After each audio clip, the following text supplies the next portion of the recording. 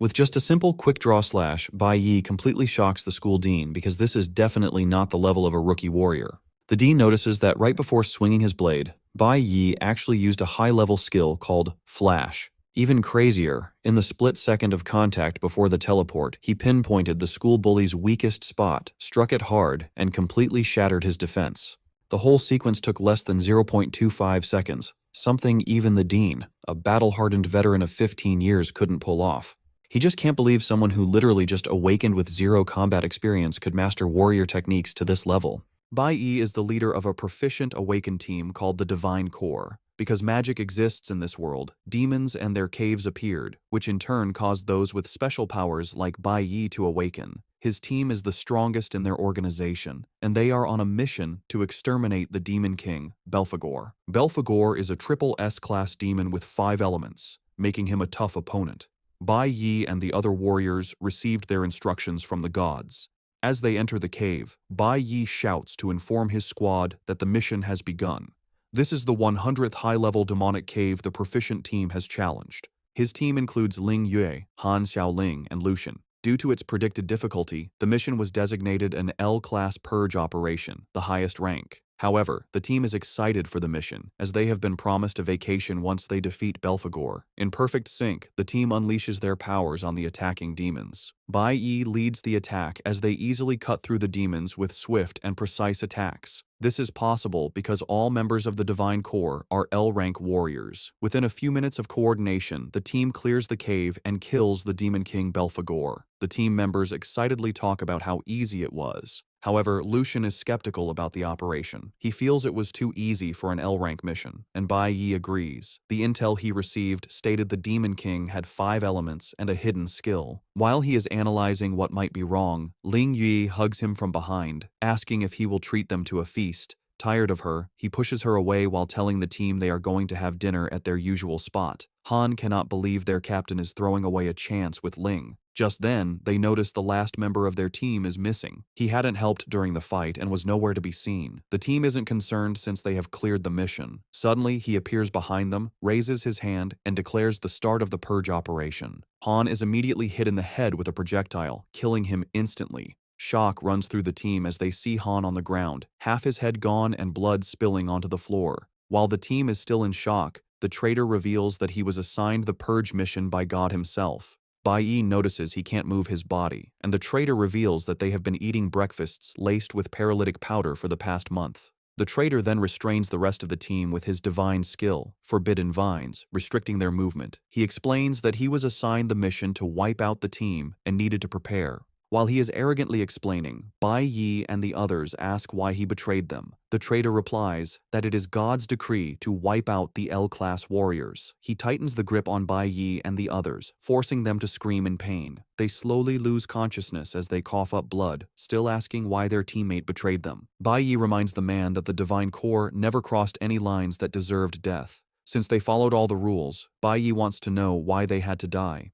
The traitor arrogantly tells them that God doesn't need a reason to kill them. He walks close to Bai Yi, and after choking him with his vines, he punches through his chest. Bai Yi cannot get over the betrayal, as he considered the traitor part of his family. The team had been together for 10 years and was practically inseparable. The traitor laughs at Bai Yi for being naive. He tells him he was never family. From the first day he joined the Divine Core, he has been on a mission for the gods. Essentially, Bai Yi and his team were just pawns. The traitor joined the team to study them and played his part well. Bai Yi and the team finally lose whatever life force they have left and collapse. The traitor stands over them and finishes Bai Yi off with a shot to the head. On that day, May 22nd, 2125, Bai Yi and his team of L-class warriors were killed. Their bodies lie on the ground as the traitor walks off to prepare for his vacation. As Bai Yi's consciousness fades, he suddenly hears a voice demanding they make a deal. He is shocked to find himself in chains in an unfamiliar environment. Standing before him is a creepy man in a suit with a dark aura. Bai Yi looks closer and realizes it's Belphegor, the Demon King. He wonders how the Demon King is alive. Belphegor teases Bai Yi, saying a high-ranking Demon King would not die that easily.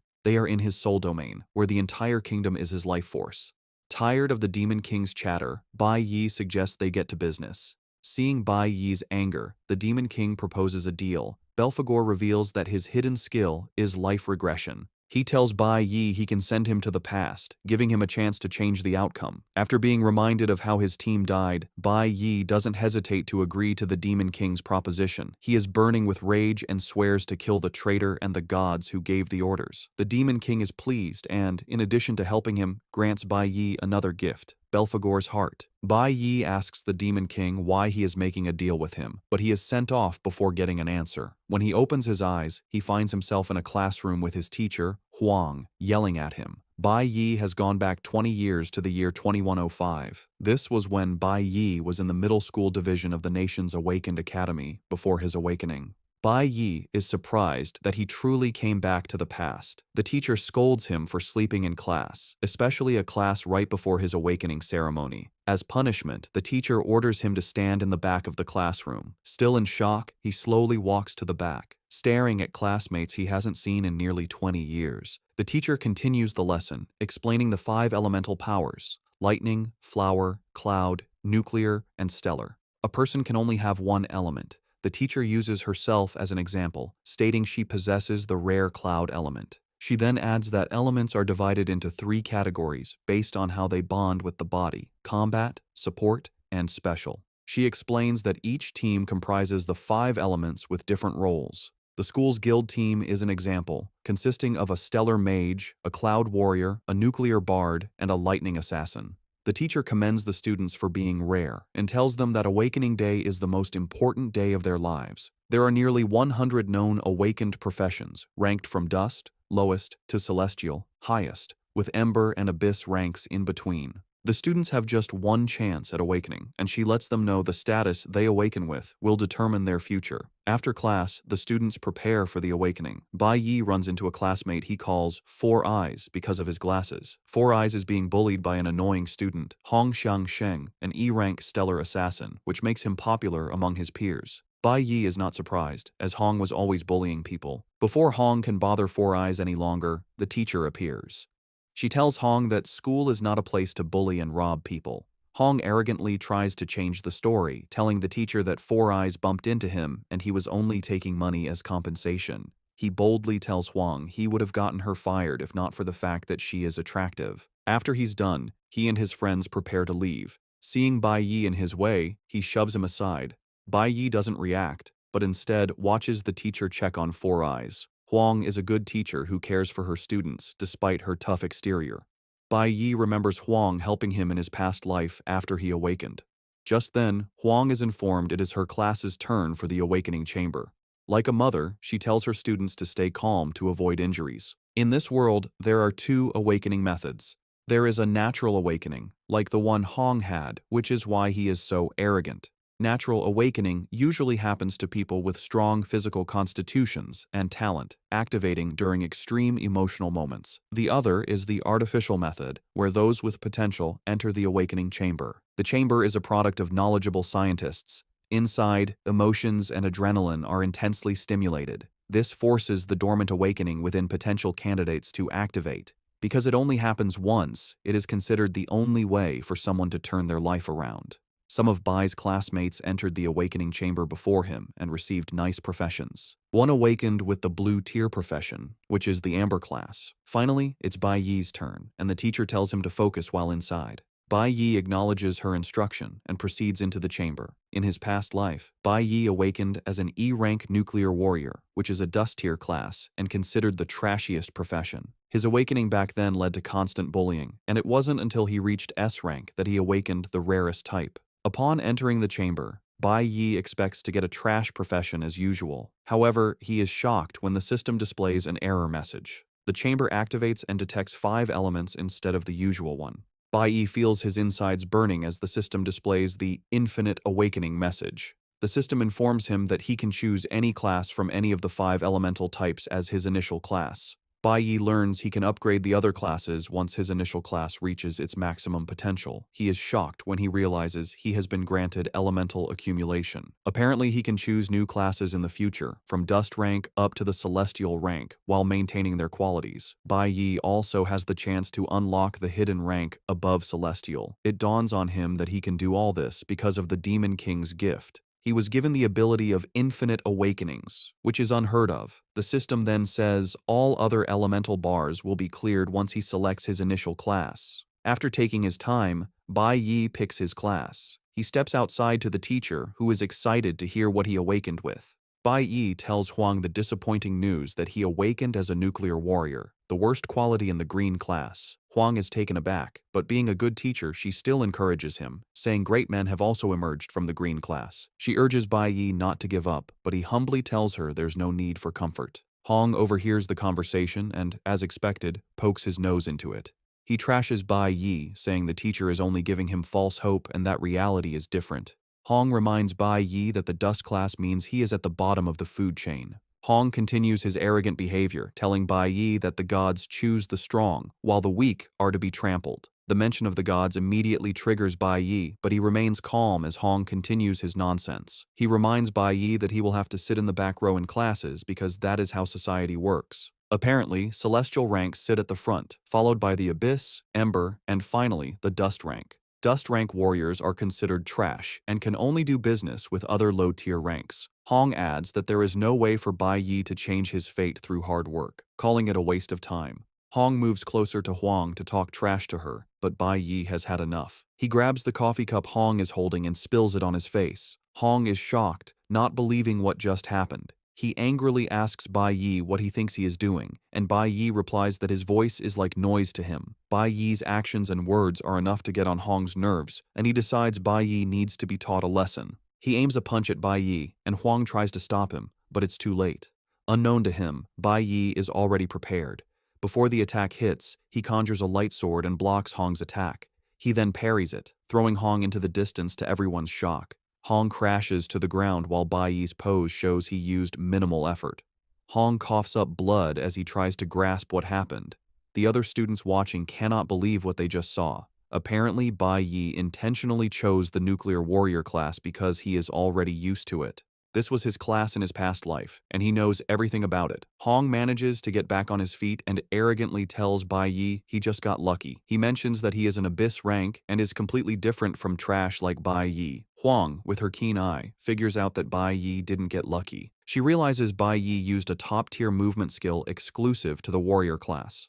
Huang knows the parry skill allows the wielder to nullify an attack while reflecting its full force back to the opponent. She is shocked to see Bai Yi pull it off so easily as it's a skill her master couldn't manage after 10 years of hard practice. Huang is more puzzled that Bai Yi, having just awakened, already has such high combat experience. While Huang is lost in thought, Hong unleashes a short sword, ready to take Bai Yi down. Hong is now really mad and assures Bai Yi he is going to embarrass him in front of everyone. Bai Yi just stands there coolly, revealing that he intentionally picked the dust class. He knows that in the near future, all his critics will see the great side of the dust class, but by then, it will be too late. The students are hyped as the two stand in a fighting pose. However, fighting with powers is forbidden in the school. Hong's father is an important official, and his uncle is the school's dean. Bai Yi, on the other hand, has no reputable family, meaning he has everything to lose. Four Eyes fears he will be expelled if he fights Hong and asks the teacher what to do. The teacher quickly takes the initiative.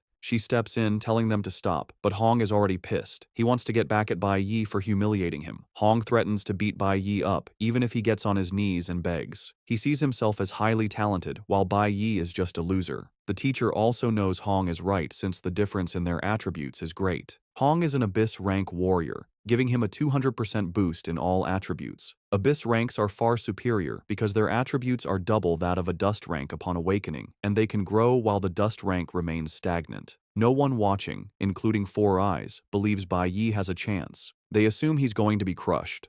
Four Eyes agrees Hong is a disgusting person, but has been surviving by playing the fool to avoid problems. He believes avoiding Hong is the only way to survive since a head-on clash will only lead to an unpleasant end. Once he's done weighing up his opponent, Hong runs toward him. The teacher is worried and screams at Bai Yi to watch out. She assumes Bai Yi plans to parry Hong's attack again, but knows this might not work since the skill consumes a lot of stamina. The speed at which Hong is coming will make the parry useless. Even Hong is confident he has the advantage. Bai Yi, however, just smiles. He has no interest in dodging since he has another card up his sleeve. Just as Hong reaches him, he activates the Flash Blink skill. This is an instantaneous flash effect that lets the user pass through obstacles. It's over in the blink of an eye, and before Hong knows it, Bai Yi has hit him in a vital part of his body. He coughs up blood while trying to figure out when Bai Yi got behind him. He slams the ground in frustration and humiliation while the students are left in total disbelief. None of the onlookers caught a glimpse of what Bai Yi did. The only thing they saw was Hong crashing to the ground. Even the teacher had no idea what happened. However, the class president, Chi Yin, actually saw what Bai Yi did. Chi Yin realizes that Bai Yi has mastered the highest level usage of a warrior's basic skill and applied it during the fight. Meanwhile, the students are all questioning what's wrong with Hong. On the status screen, Bai Yi notices one of his attributes increased because he defeated an opponent. However, he is not impressed with the points, considering them too few. He knows that defeating demons is the only way to get higher points and plans to do so as soon as he can. Still struggling on the floor, Hong is not ready to give up. He tells Bai Yi not to leave as he is not done with him. He grabs his knife and tries to attack Bai Yi from behind, but before he can, they hear a voice telling them to stop. It's the school dean, Hong Lin, who is Hong's uncle. Lin mocks Hong, telling him he has already made a fool of himself, and tells the students to head home. At the mention of home, it registers in Bai Yi's head that he has a home. He had forgotten because he was just reborn, and his parents had already died in his past life. He remembers that something tragic happened on this very day, and before the dean can address him, he frantically dashes off. Even Hong is shocked as Bai Yi runs from the scene. The dean is short of words but turns to Huang, telling her to get her student under control. He promises to overlook what happened, and Huang thanks him. Later, Hong follows his uncle to his office to justify what happened. He claims Bai Yi only got lucky, but his uncle screams at him, saying Bai Yi utterly humiliated him. Leon stood in the distance and witnessed Bai Yi use the flash blink. He explains to Hong that in that split second, Bai Yi found his weakest point and struck it, leaving him defenseless. The dean is pissed because even with his experience, he cannot execute the flash skill with such proficiency. The dean compares Hong's battle with Bai Yi to that of a pro gamer toying with a noob, letting his nephew know that Bai Yi is no ordinary kid. Meanwhile, Bai Yi is rushing, thinking about how important it is for him to get home. He reaches the apartment building quickly, remembering how things went down in his past life. He is ready to stop it from happening again, even if he dies trying. Bai Yi enters the house while his father watches TV and his mother does the dishes. He looks angry as he enters, and his father is surprised he came home early. Bai Yi ignores his father and focuses on his mother. With tears in his eyes, he expresses his gladness that his mother is fine. His mother is mute and communicates with Bai Yi using sign language. She tells him she made his favorite hot and sour noodles, but Bai Yi immediately says he isn't interested in noodles today. He tells her that he wants to eat pickled fish.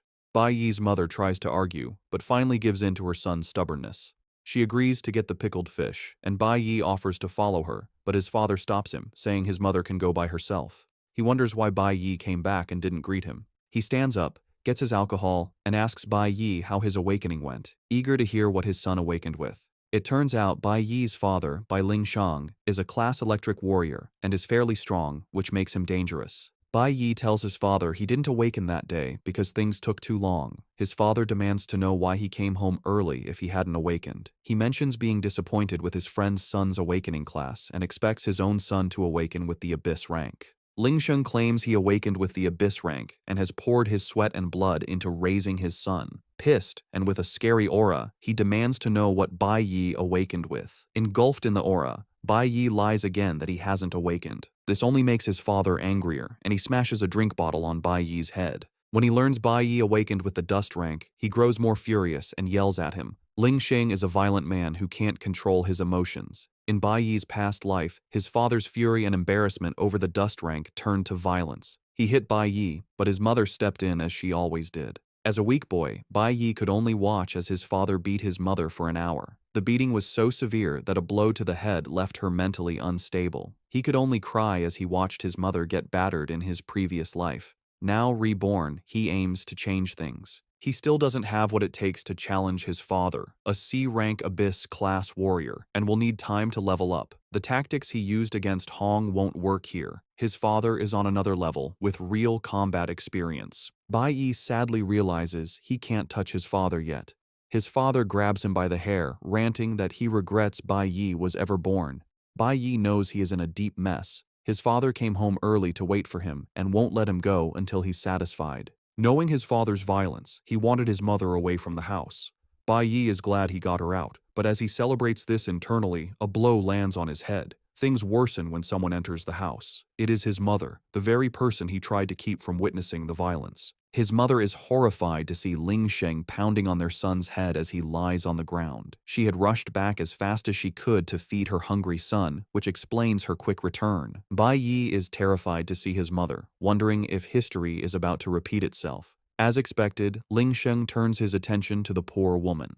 In a flashback, Bai Yi sits in a prison cell. In his past life, he became the first person to advance from a green to a platinum tier. Because of this feat, his cellmate wonders why he was arrested and brought to a prison for those sentenced to die.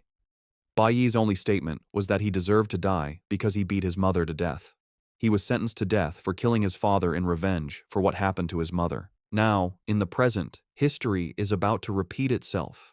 As Ling Sheng continues his madness, Bai Yi's mother runs to check on her son. Bai Yi knows he is stronger than an ordinary person who wouldn't have survived his father's punch. His mother tries to help him up, shielding him from his angry father. Ling Sheng continues his rant, telling his wife he was happy when she was pregnant. Since his siblings couldn't produce a son, he believed he was destined to restore the family's glory. However, he is disgusted by what followed. His son, his great hope, awakened with the worst class, dust rank. Ling Sheng screams at his wife, reminding her Bai Yi can't advance because it is a trash class. He blames his wife's genes for the result. Ling Sheng loses control and raises his hand to hit her, but Bai Yi won't allow it. He uses Flash Blink to get past his mother and block his father's attack. Ling Sheng is thrown backward and smiles heroically. His mother is worried, knowing what is coming next. Ling Sheng gets to his feet and arrogantly walks toward his son, intending to beat him to a pulp. Bai Yi plans to use the parry attack, but before he can activate the skill, his father's punch breaks through his sword and hits his face. Bai Yi spills blood, bitterly realizing the huge power gap between them. Before he can breathe, another punch comes. He blocks it with his hands, but the shock still injures his ribs. Ling Sheng prepares another powerful strike to put his son in his place, mad that he has the guts to defy him. Bai Yi sees the punch coming, but can't dodge or block it. He only covers his head with his hands as the blow lands. Ling Sheng tells Bai Yi he deserves to die for awakening with a useless class.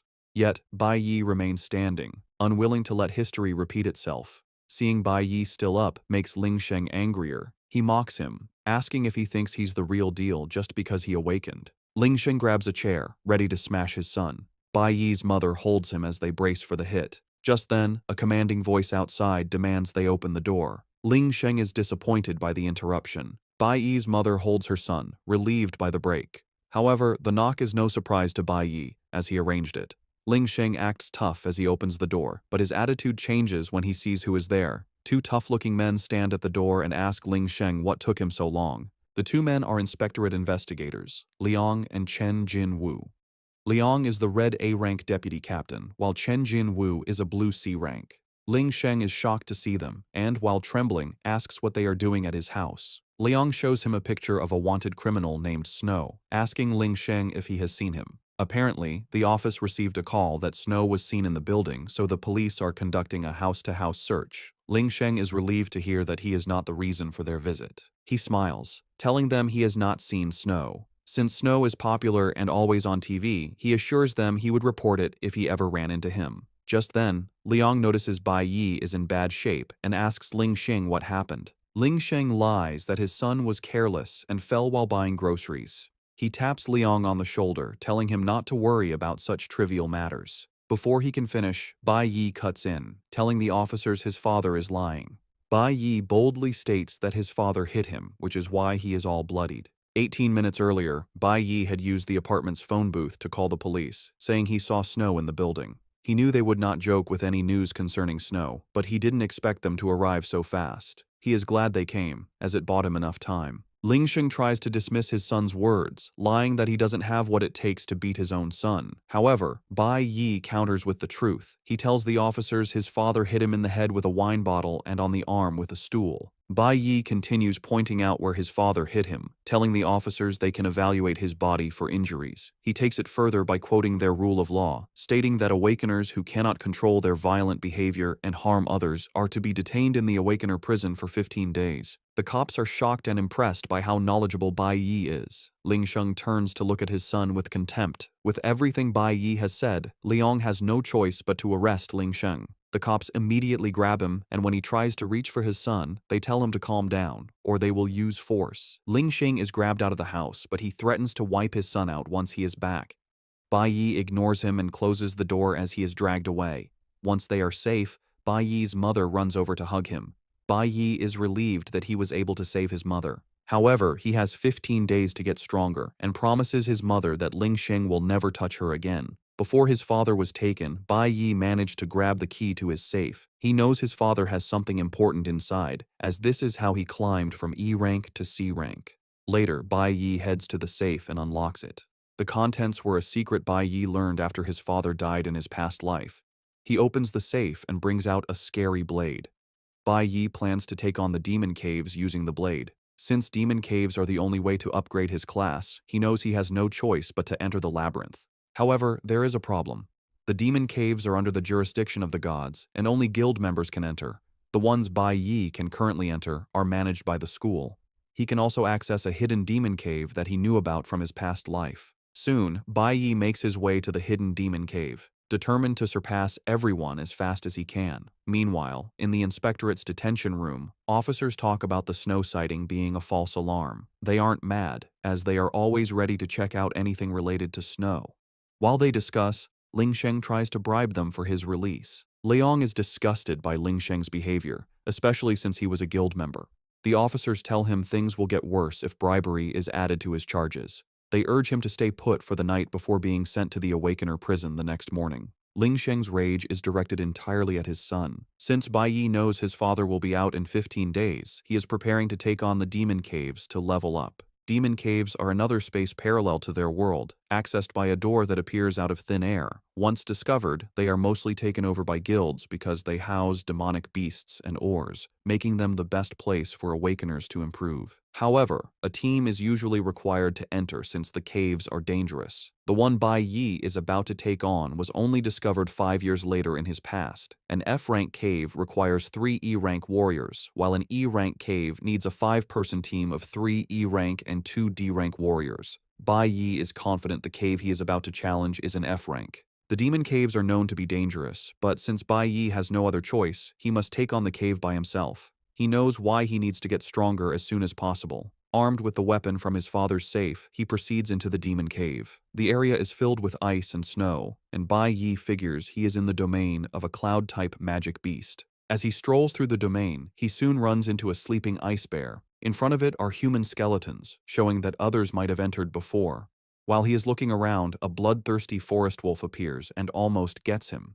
The E-rank wolf is still stronger than Bai Yi. Bai Yi leaps backward to avoid the wolf, but it comes at him again. He is able to block the wolf's teeth with the blade. Bai Yi then goes on the attack, taking down the wolf with a single slash. This is possible thanks to the A-rank weapon he is wielding. It is a weapon not available on the market, which is why his father kept it hidden. With this weapon, Bai Yi can close the skill gap between him and the beasts. The weapon is known as the Hunwu blade, made from Hunwu stone. It is so powerful it cuts through iron like butter. However, even with the weapon, Bai Yi knows he needs at least 4 strikes to take down beasts because of their defense. He casually teases about how he misses being an L-rank awakener. He learns he needs to defeat 20 wolves to upgrade a level on his skill set. Since he is fighting in an ice area, his cloud element will receive the upgrades. It will take him 10 upgraded levels to move from E rank to D rank. Soon, Bai Yi is surrounded by a pack of wolves attracted by the smell of blood. This is a perfect, yet dangerous opportunity to level up. The wolves gang up on him, but he relies on 2 skills: dodge and counterattack. He maneuvers his way around without taking damage while dealing damage to the beasts. He takes down the first pack, with each kill giving him 52 experience points. He also acquired Wolf's Fangs. After taking out the pack, he has the Wolf King to deal with. Using his agility, he delivers several cuts to the wolf's body, giving it no chance to heal. The Wolf King dies, and Bai Yi earns 56 points for the kill. Because he defeated the Wolf King, he also earned a Snow Wolf Diamond. After clearing out the first pack, Bai Yi has enough experience to upgrade to D rank. He also earned 12 attribute points and allocates them as he sees fit. He notices he is already tired after taking out just 20 wolves and is not impressed with how weak E rank bodies are. He also knows he needs a dimensional backpack to store his loot. Bai Yi admits that taking on a demonic cave solo is difficult. The Snowwolf diamond he earned is a durable jewel used to craft special weapons and is expensive on the market. He knows the only way to access a high-tier demonic cave is to join the Divine Core. Since awakening schools are under the guilds, they often send representatives to scout prospective warriors. It is every student's dream to graduate and join a guild. But if a student is kicked off their team, their career is likely over, which is what happened to Bai Yi's father and why he is stuck at C rank. Looking at his current situation, Bai Yi realizes he will burn even more stamina taking on the beasts alone. He is already exhausted. Before he knows it, another pack of wolves appears. He decides to use a trick he has up his sleeve. He runs, and the wolves follow. He leads them into a forest where he cuts down trees to give himself space.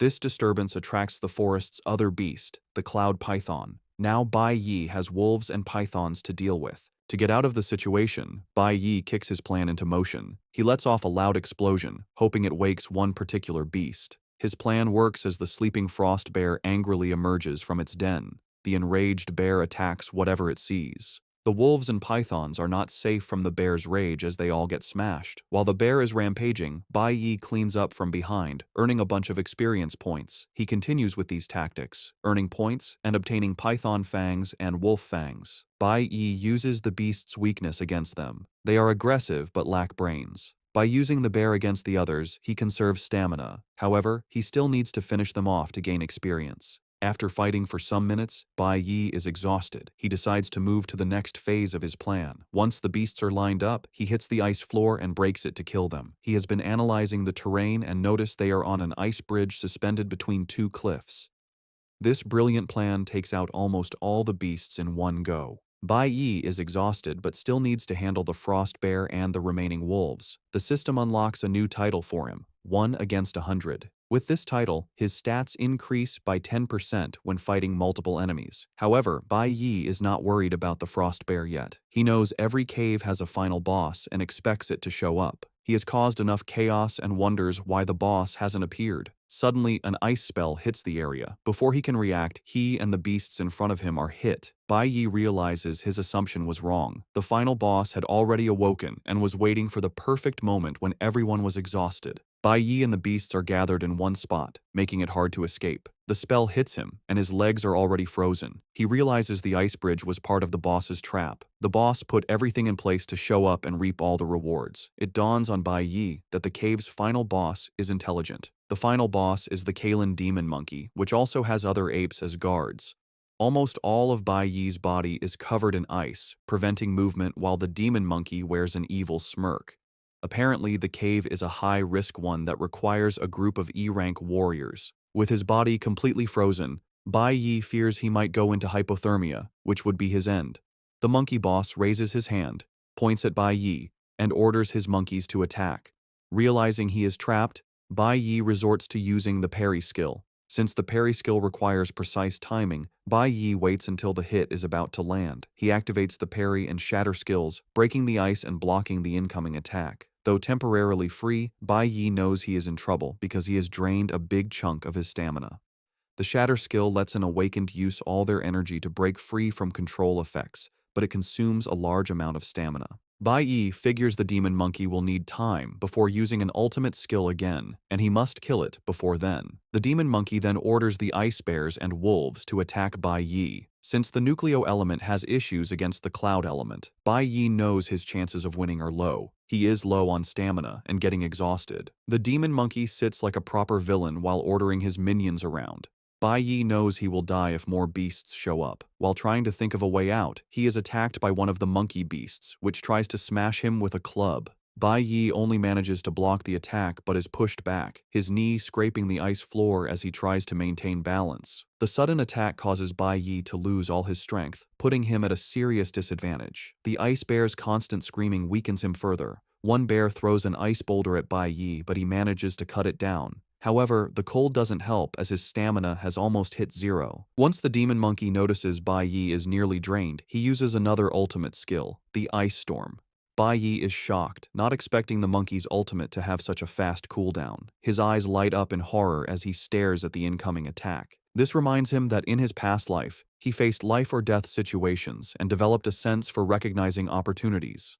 Bai Yi figures that in his current state, he has two options. He can stay and fight, but since his stamina is at its limit and he continues to take damage, he will not survive. The second option is simple: run away. Bai Yi wastes no time picking option 2 and leaps off the cliff. However, the demon monkey hits him with an ice spell that catches his feet, causing him to lose balance and fall instead. With ice formed around him, Bai Yi crashes into the river below. While he is fighting for his life, his mother enters his room back home. She thinks Bai Yi is still sleeping but is shocked to find the room empty. Bai Yi had left home the day before, a Friday, and now it is Saturday. His mom finds a note from her son saying he went to a friend's house. Bai Yi urges her not to worry, but the note only makes her more anxious since she knows he would have told her in person instead of leaving a note. She wonders what is going on with him since he has been acting differently since the day before. The woman is uneasy with several things running through her head. Back in the dungeon, Bai Yi survived the fall. Jumping off the cliff was also part of his plan. He remembers that nearly 100 beasts fell into the river when he broke the ice bridge earlier. However, he only got rewards for 40, which means the others survived. Bai Yi coughs in pain as he drags himself out of the cold river. Though he survived, he is running on very low stamina. He is suffering from blood loss, low temperature, and is in a completely weakened state. His body is also severely damaged from falling from a high place. Without a doubt, Bai Yi knows he is at his limit. As he lies there, he wonders if this is truly the end. Before he knows it, he is surrounded by beasts like the ice bears, ready to finish him off. As they get closer, Bai Yi reminisces. He remembers his time with the Divine Core, the good moments with his teammates, and his mother's care. He also remembers his father's wickedness and the pain of the traitor's betrayal. A voice in his head tells him this is the end. This is enough for Bai Yi to clench his fists and decide it is not over. He manages to stand up. Just as an ice bear is about to finish him, he raises his hand and stops its giant teeth from closing in. Bai Yi is determined that the bad things from his past life will not be repeated. He has already died once, losing everything. This time, he plans to turn it all around. With newfound determination, Bai Yi smashes the ice bear and throws it into the distance. He lets out a cold breath and grabs his short sword again. His desperate attempt triggers something that can push for a class advancement. Bai Yi stands with a yellow aura swirling around his body, surrounded by monsters. His decision to solo a dungeon and face dangerous beasts was to make himself feel the desperation from his past. This feeling triggers an adrenaline rush, which he hoped would cause a class advancement. Though he almost died, he didn't meet the conditions. However, instead of a class advancement, he learns a new ultimate skill: Nucleo Holy Swordsman. It is well ahead of its time and level. While he didn't advance his class, the skill will be very handy. With this skill and adrenaline, Bai Yi is brimming with energy. He points his sword at the beasts, telling them it is time to be wiped out. One beast moves, and the others follow. Bai Yi remains unfazed and prepares his short sword. As they get closer, he unleashes a swirling, dangerous speed attack called Sanctuary that cuts through all the surrounding beasts in one slash. He cuts them down as notifications pop up, telling him he has defeated ice bears and forest wolves and showing the experience points acquired. After taking out the monsters, he acquires items like Icefield Beasthide, Proud Barebone, and Bloodtooth. The Sanctuary skill clears his fatigue and restores his lost stamina. In addition, Bai Yi gets an upgrade and obtains the Icefield Wanderer title. This provides resistance to cloud element creatures plus a 100 damage reduction, which is exactly what he needs. Bai Yi stares at the top of the cliff, promising to wipe out the rest of the beasts, including their boss. With the flood of experience points, he upgrades to level 9 of the E-class. Bai Yi immediately activates the Icefield Wanderer effect to resist the cold. The Sanctuary skill also allows him to store damage from attacks and then release it on a group of enemies at once. However, he can only use this after taking a lot of damage. He is thankful that the skill restored his stamina. Bai Yi then remembers he needs to finish quickly and return home before his mother worries. He climbs the cliff and makes his way to the demon monkey boss's palace.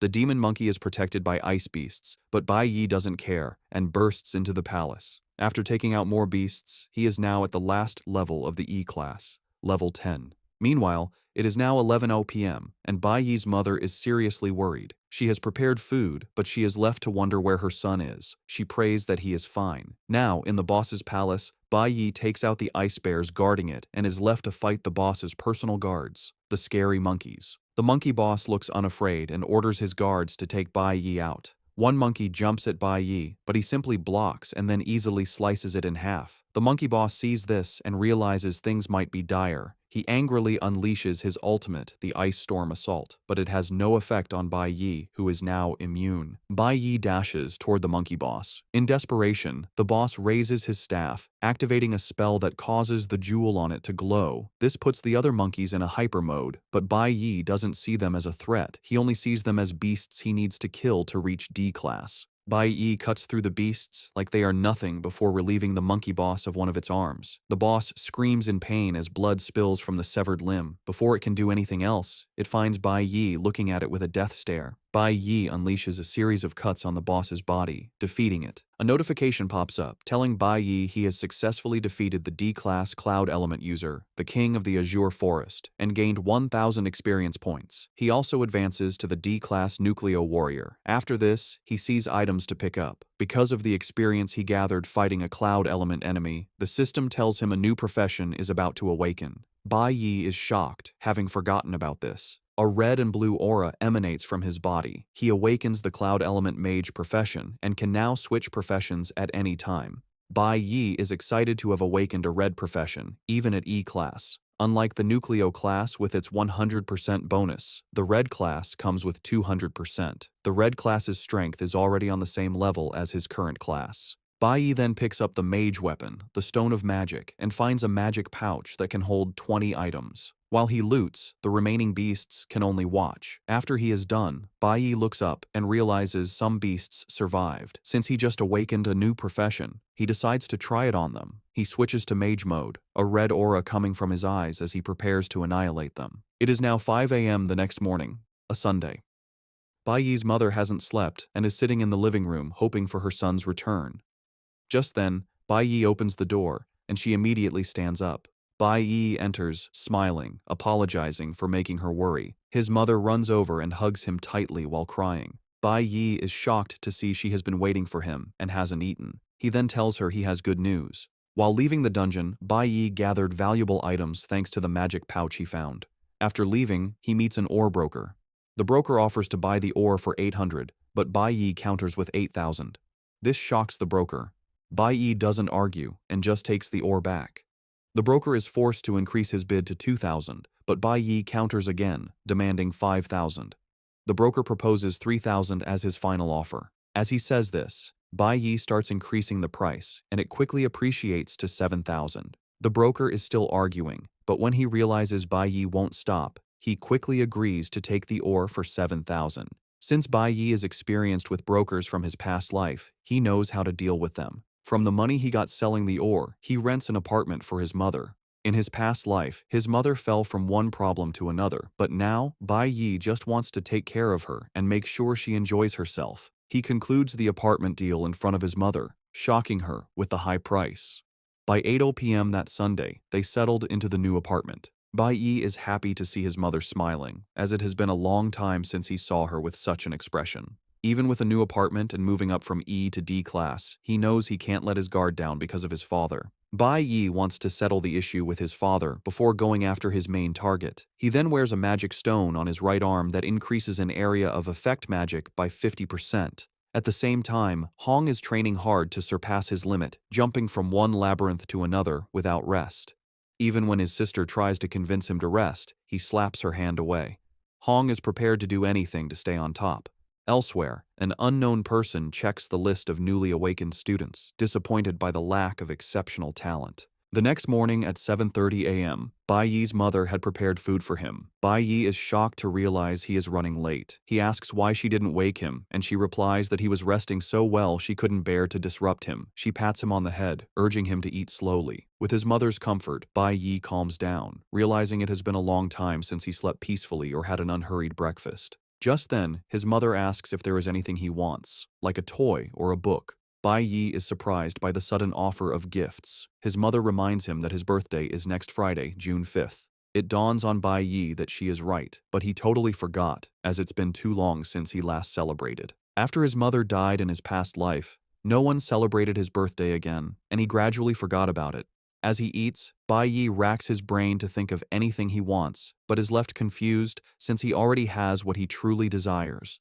His next and most important goal is to kill the traitor who caused his and his team's death. When Bai Yi gets to school, he learns they are preparing for the combat simulation. The teacher stands before the newly awakened, telling them about it. He explains that the academy is supervised by the Divine Guild, who will be watching their every move. The combat simulation is the best way to impress them. He tells them it will serve as the school graduation assessment and will be broadcast live. The best performer will get to participate in a training camp with the high school division. The camp happens only once a year and is the best opportunity to connect with the Divine Guild. The school usually organizes the best students from middle and high schools to travel together to the Shanghai Nation, where the Divine Guild headquarters is. Bai Yi remembers the Shanghai Nation as where he met his master and where the traitor was born. However, the traitor never met his master since he joined the Divine Corps after him. Bai Yi knows he must get high scores in the assessment to get into the training camp, giving him more chances to find the traitor. The simulation battle is this Friday, 4 days away. While some are excited, people like Four Eyes are worried because it takes place inside a real labyrinth. The teacher then points to the training room for their first session, physical conditioning in the gravity room, where everyone must start with 10 sets of shuttle runs. Surprisingly, Bai Yi walks up to his teacher, saying he doesn't want to use the recommended training room. This shocks the teacher and the other students. The teacher tells Bai Yi not to get ahead of himself just because he defeated Hong, believing he is trying to skip training. But Bai Yi clarifies that he wants more specialized training. The teacher is confused and asks if Bai Yi is insinuating there is a problem with his methods.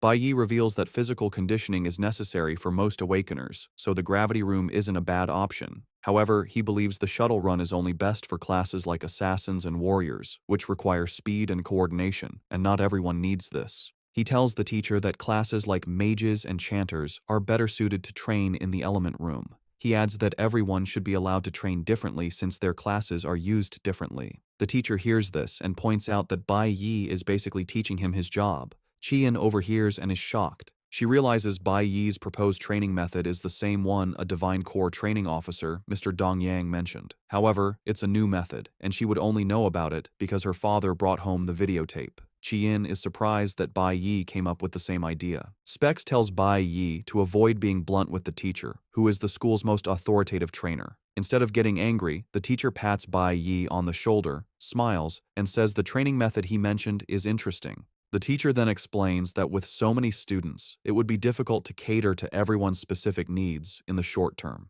He points out that the combat simulation assesses student performance, and if done wrong, it could derail a student's entire life. Bai Yi remembers that though he had a bad family, his teachers supported him in his past life, helping him grow into a responsible person. He turns to the teacher, assuring him he won't let him down. The teacher then asks Bai Yi how he intends to train as a nuclear warrior. Bai Yi suggests turning on the elemental suppression in the element room to its maximum setting. This shocks the teacher and even Specs. Bai Yi lies, saying that even though he is a warrior, he wants to balance his abilities to challenge his weaknesses, hiding the fact that he wants to train his mage profession. Just then, Qi Yin raises her hand, saying she is also interested in practicing elemental control. The teacher gives in and tells the two to do as they please, but urges them to do their best during the final assessment. Qi Yin walks up to Bai Yi, suggesting they practice together, but he quickly tells her he is entering a private room, rejecting her. Qi Yin claims the rejection has fired her up to do her best. While training in the elemental room, Bai Yi has some difficulty, as he is still new to the mage profession, but plans to master it in the short time he has. He also plans to hide his ability to switch professions since the school is under the god's supervision, and every student's move is watched. He wants to avoid becoming an early target for the gods. Meanwhile, Qi Yi trains with only 1% elemental suppression, thinking she can rival Bai Yi's strength. Bai Yi is also not ready to interact with his classmates, wanting to protect them. After school, Specs and his friend catch up to Bai Yi, telling him to slow down. The two were Bai Yi's best friends in middle school in his past life. Because they were all weak, they shared the same fate of being bullied. Having his weak friends around was the only happy moment he had in middle school. Now aiming for revenge, Bai Yi doesn't think he needs social interactions. To get away, he gets on his bicycle and rides off, leaving them behind. They can't believe he ran off again, as they were supposed to be an unbreakable trio. Specs points out that Bai Yi has totally changed since the awakening, now seeming like a confident person. Moments later, they catch up to Bai Yi, who is waiting for them. He tells Specs to get his lungs checked when he is free. The two are happy he finally stopped, but Bai Yi shatters their hopes again, telling them they are too slow to keep up with him. He gets on his bike and rides off, leaving the two in shock. In his past life, Specs was suddenly diagnosed with a lung disease and passed away shortly after. Bai Yi wants Specs to stay alive and healthy, even if they don't become friends. On the other hand, Specs believes that Bai Yi is still the same person, even though he now appears cold. At the recruit training ground in the Shanghai Nation, two men talk about a new recruit who has been performing well. The recruit has the same hair as the traitor who betrayed Bai Yi and his team. That evening, when Bai Yi returned home, he told his mother to avoid going out alone. He assures her that he will always return home early with groceries. Bai Yi is worried because he knows the environment is not entirely safe for his mother and he needs to provide a better place for her. At the Awakeners prison, Ling Sheng is already making a deal with one of the chefs. The next day, Tuesday, Bai Yi has managed to familiarize himself with how mages operate, realizing the key is casting time and calculating the required elemental power. While he is pushing the training room to its limits, his friends are struggling with shuttle runs. The training continues the next day, and afterward, Specs and his friend ask Bai Yi to join them for dinner. As expected, he bluntly refuses, saying he needs to return home early. However, he leaves his friends with some advice, telling them a secret technique for archers. The friend, who is an archer, rejoices after hearing the advice. By Thursday, Specs visits the clinic, where the doctor tells him he is very lucky to have come in. The doctor informs him that a fast-growing parasitic tumor is in his lungs. The doctor tells Specs to schedule surgery at a major hospital soon to have it removed. Specs thanks the doctor and assures him he will make an appointment. As he leaves, he remembers that Bai Yi was the one who warned him about his lungs. He wonders how Bai Yi knew there was a problem, which adds to the mystery surrounding him. Just then, he hears some guys talking about Hong. Hong has reached E-Class Level 4, and they believe he will be the best performer in the assessment. It turns out his family has a private labyrinth, which Hong has been using to level up as part of their private army. This is when the trio mentions something that catches Specs' attention. Hong is planning to teach Bai Yi a lesson after school for what happened last weekend. The trio talks about how pissed Hong is, and that he is even planning to kill Bai Yi. Hong has armed himself with a weapon to be more dangerous. Specs hears this and realizes his friend is in grave danger. Worried, Specs swings into action, deciding that helping Bai Yi is the best thing he can do. He dashes through the school hallway, thinking about the useless tricks Hong might try. Specs worries that Hong might have gathered his goons to help beat up Bai Yi. He suddenly stops, thinking of how useless he will be even if he tries to help. He wants to back down, but then he remembers that Bai Yi helped him. He considers Bai Yi his brother and is prepared to sacrifice himself to save him. Specs makes his way to the school armory and breaks the lock to get in. He is conflicted about breaking the rules but can't get the idea that Bai Yi saved him out of his head. He pushes open the door, prepared to die to save his friend. He checks out the weapons on the rack and picks a giant axe. Suddenly, he hears Chi Yin's voice behind him asking why he is breaking into the armory. Specs wants to stay quiet, but Chi Yin presses him, asking what is wrong since he looks like he's in a hurry. Specs then screams at Chi Yin that he needs to go save Bai Yi's life. Meanwhile, Bai Yi has noticed he is being followed, but he reaches an alley before telling whoever it is to step out. Hong steps out, looking menacing with a sword in his hand. He tells Bai Yi that he is there to settle their score. Bai Yi turns with a pitiful face, asking Hong if he thinks he has what it takes to defeat him. Hong replies that he is positive he can take Bai Yi down. He says this while dashing toward Bai Yi with his skill called Accelerate. Hong claims he has been training non-stop since the incident. In addition to accelerating, Hong activates another skill to appear behind Bai Yi. Just before he can land a hit, Bai Yi moves very fast out of the way. Once there is an opening, he grabs Hong and smashes him to the ground. Hong gasps in pain, realizing Bai Yi's attack power is far higher than his own. He cannot believe this is possible, and Bai Yi tells him he is not the only one who has been training. Bai Yi whips out his dagger and smashes it into the ground beside Hong's head. Hong finally realizes that Bai Yi is well ahead of him in power and strength. They may be the same age, but Hong figures out the menacing figure in front of him is someone he can never surpass. Hong is shocked that Bai Yi leveled up too and screams at him, asking what his level is. He refuses to believe it, asking how he did it. Hong reveals he engaged in extra training just to get to level 4, which took a lot of hard work. He can't believe Bai Yi is still faster. Bai Yi smiles when Hong mentions how hard he has been training. Bai Yi simply asks him if he has died before. With a knife to his throat, Hong tells Bai Yi to just kill or torture him. Hong believes Bai Yi has been looking down on him, and Bai Yi admits this. However, he assures Hong that he doesn't actually hate him that much. Bai Yi is impressed that Hong followed him and didn't ambush him or call his friends to gang up on him. Bai Yi understands that Hong was just trying to test his own strength. Hong screams at Bai Yi to kill him now, or risk dying at his hands later. He doesn't want Bai Yi to pretend he can see through him. Bai Yi thinks again and tells Hong he is taking back what he said about not hating him too much. Meanwhile, Specs and Chi Yin have arrived but are hiding and watching. They are surprised to see Bai Yi has handled the situation without their help. They see Bai Yi sitting on Hong like he is a nobody, and Hong isn't even moving. Bai Yi then tells Hong that he has a deal for him. He lets Hong know there is a way for him to get stronger, but in return, he has to do something for him. The next day, Friday, is the assessment day.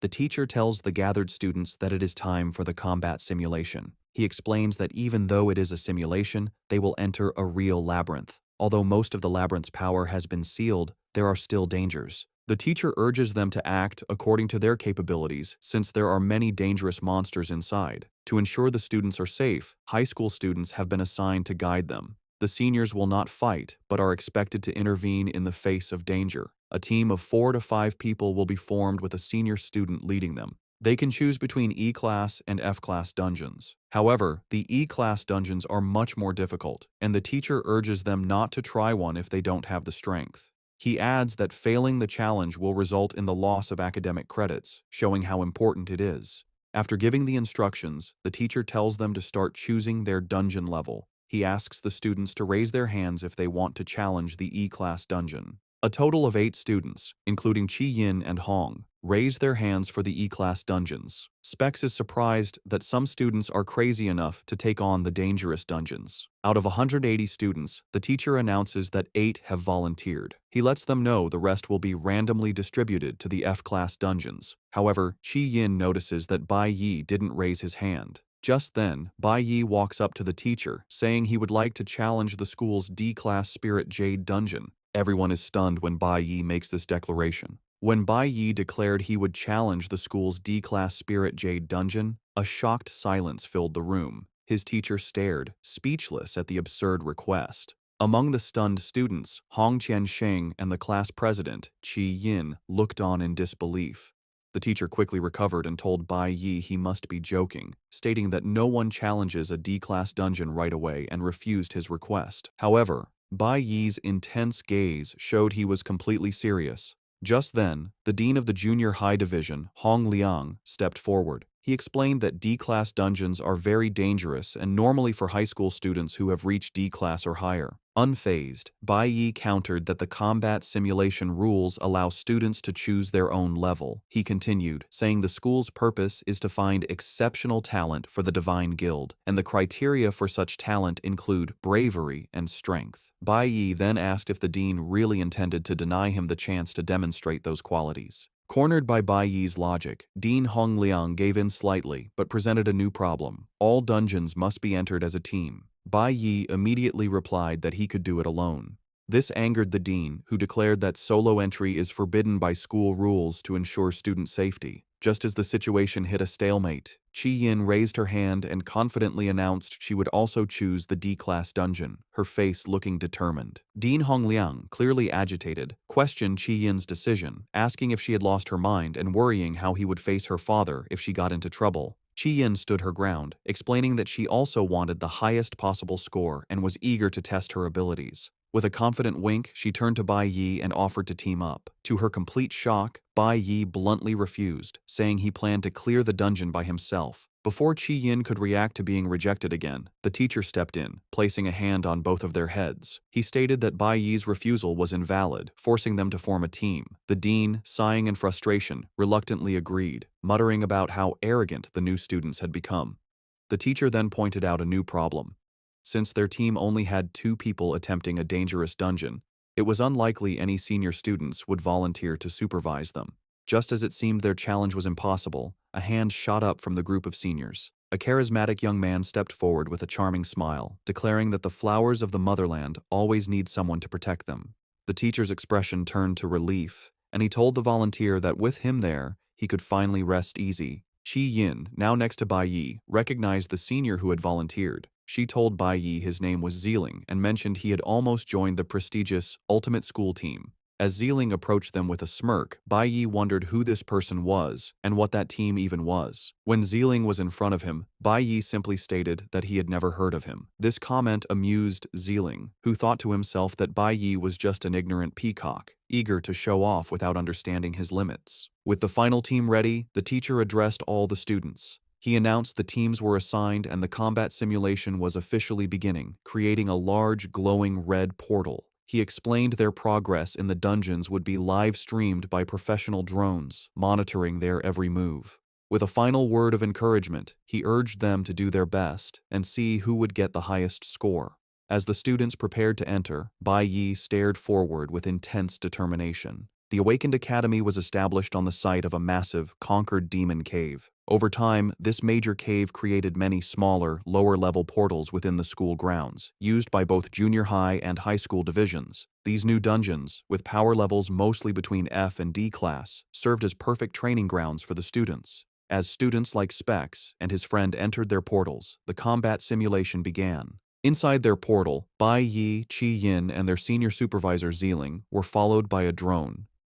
Bai Yi was aware the simulation was being broadcast and that his every action was recorded. He knew he had to control himself and not reveal all his trump cards, especially when facing unknown threats, thinking of the gods who were watching. His reason for choosing this challenge was clear. The Spirit Jade dungeon held something he desperately needed. The team arrived in a dark forest, standing on a cliff's edge.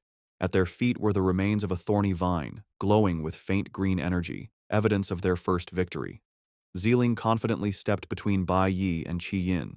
He told them not to worry, as he would protect them, boasting he had experience clearing even unsealed D-class dungeons with other powerful Awakened. As they went deeper into the forest, Qi Yin asked Zeeling how strong the monsters in a D-class dungeon were. He explained their levels range from E5 to D5. However, since the school's dungeons have their strongest beasts sealed, it was unlikely they'd face a true D-class monster, and there wouldn't be a boss. He added with a grin that they shouldn't underestimate high-level E-class monsters, as their attack power and speed can be strong. He reminded them that as new students, they were still just small fries, and Qi Yin nodded in understanding. Zeeling then turned to Qi Yin, promising to find low-level monsters for them to farm points and assuring her he wouldn't let her get hurt. As he was speaking, he noticed Bai Yi had walked far ahead, a strange green aura glowing around him. Zeeling paused, puzzled by Bai Yi's action. He called out, warning Bai Yi not to run so far ahead in case he angered a monster. Bai Yi stopped and turned back, bluntly telling Zeeling he was being too noisy, which left the senior speechless. With a confident smirk and glowing eyes, Bai Yi told Zeeling to just stay back, as his help wouldn't be needed.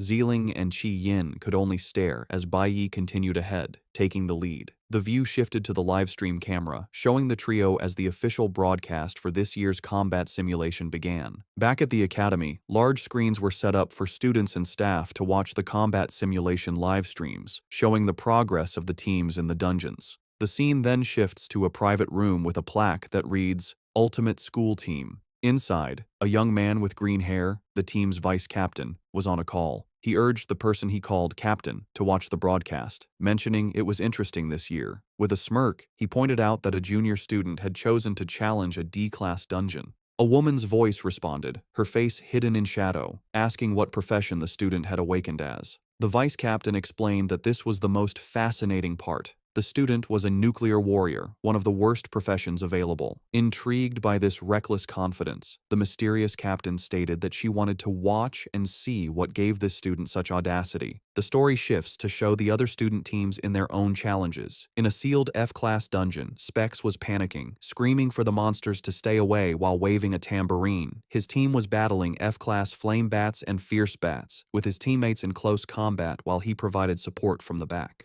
A senior student supervising his team told him not to be so tense, reminding him his role was to provide buffs from a safe distance.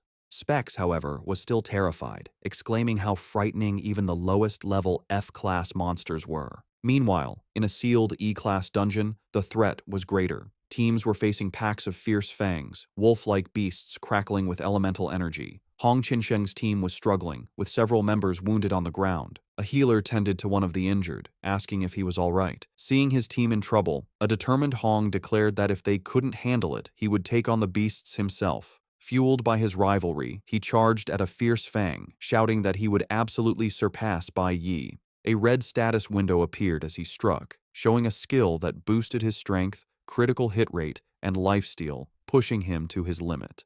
The scene cuts back to the sealed D-class dungeon where Bai Yi had just unleashed a powerful attack, a green slash of energy cutting through the air. He stood calmly, surrounded by the bloody corpses of several fierce beasts. System notifications confirmed his kills, with each E-class monster granting him 30 experience points. His teammates, Ziling and Qi Yin, watched from a distance in disbelief, their supervisor stammering as he asked how Bai Yi had possibly done it. Before he could answer, a new threat appeared. Two massive, multi-eyed spider monsters crawling toward them. Unfazed, Bai Yi simply explained to Qi Yin that the monsters here were sealed and had only half of their power, which was why they weren't too difficult to handle. Qi Yin, still in awe while watching him wield the large blade from his father's safe, argued that even at half strength, he had fought many opponents at once. She admitted that she was still a long way from reaching his level. As he turned to face the next challenge, Bai Yi told her it was pointless to compare herself to others. With a calm and focused expression, he advised her to concentrate on improving herself. Amused by Bai Yi's blunt words, Qi Yin smiled brightly, clutching her spellbook as she declared that she would do her best. Ziling, however, watched from the side with a scowl, fuming that this arrogant junior was stealing the spotlight. He stepped forward, trying to reassert his authority by reminding Bai Yi that this was a D-class dungeon, and he shouldn't get overconfident. Patting Bai Yi's hair condescendingly, Ziling acknowledged his performance was good for a first-timer, but warned him that this dungeon had 3 caverns and wouldn't be so easy. He began to give tactical advice, ordering Qi Yin to deal with monsters from the right. Without pause, Bai Yi interrupted, stating that he would take the left side, leaving Ziling flustered and ignored. The team now stood in a large cavern with the bodies of defeated beasts. Before them, the path split into 2 tunnels, and at the far end of the cavern, a massive, glowing red magical seal pulsed. As Bai Yi ignored him and spoke directly to Qi Yin, Ziling's frustration grew. Bai Yi asked Qi Yin if she could handle the lower-level monsters on the right path by herself. Sidelined, Ziling could only watch, thinking how disrespectful this junior was. Bai Yi explained to Qi Yin that the purpose of the simulation was to test their individual abilities, and she needed to prove her own strength. He then asked her a simple question. Didn't she want to get a good score? That was all the motivation Qi Yin needed. Her expression became firm as she declared that she understood and could do it. With the plan set, Bai Yi walked down the left path alone, while Qi Yin and Ziling took the right. Watching Bai Yi's back as he left, Ziling's face twisted with rage. Muttering a curse, he decided that if Bai Yi wouldn't learn the easy way, he would have to be taught a lesson the hard way. In a flash of golden light, he summoned a glowing bow, his intentions clearly turning malicious. Back in the viewing room, the teachers and students were watching Bai Yi's live feed in amazement. Screenshots from the drone footage showed him single-handedly taking down hordes of E-class monsters. One viewer exclaimed that it was incredible how many beasts Bai Yi had already defeated. A teacher asked what his current level was, and another replied that his official report still listed him as E1, though his real level was unclear.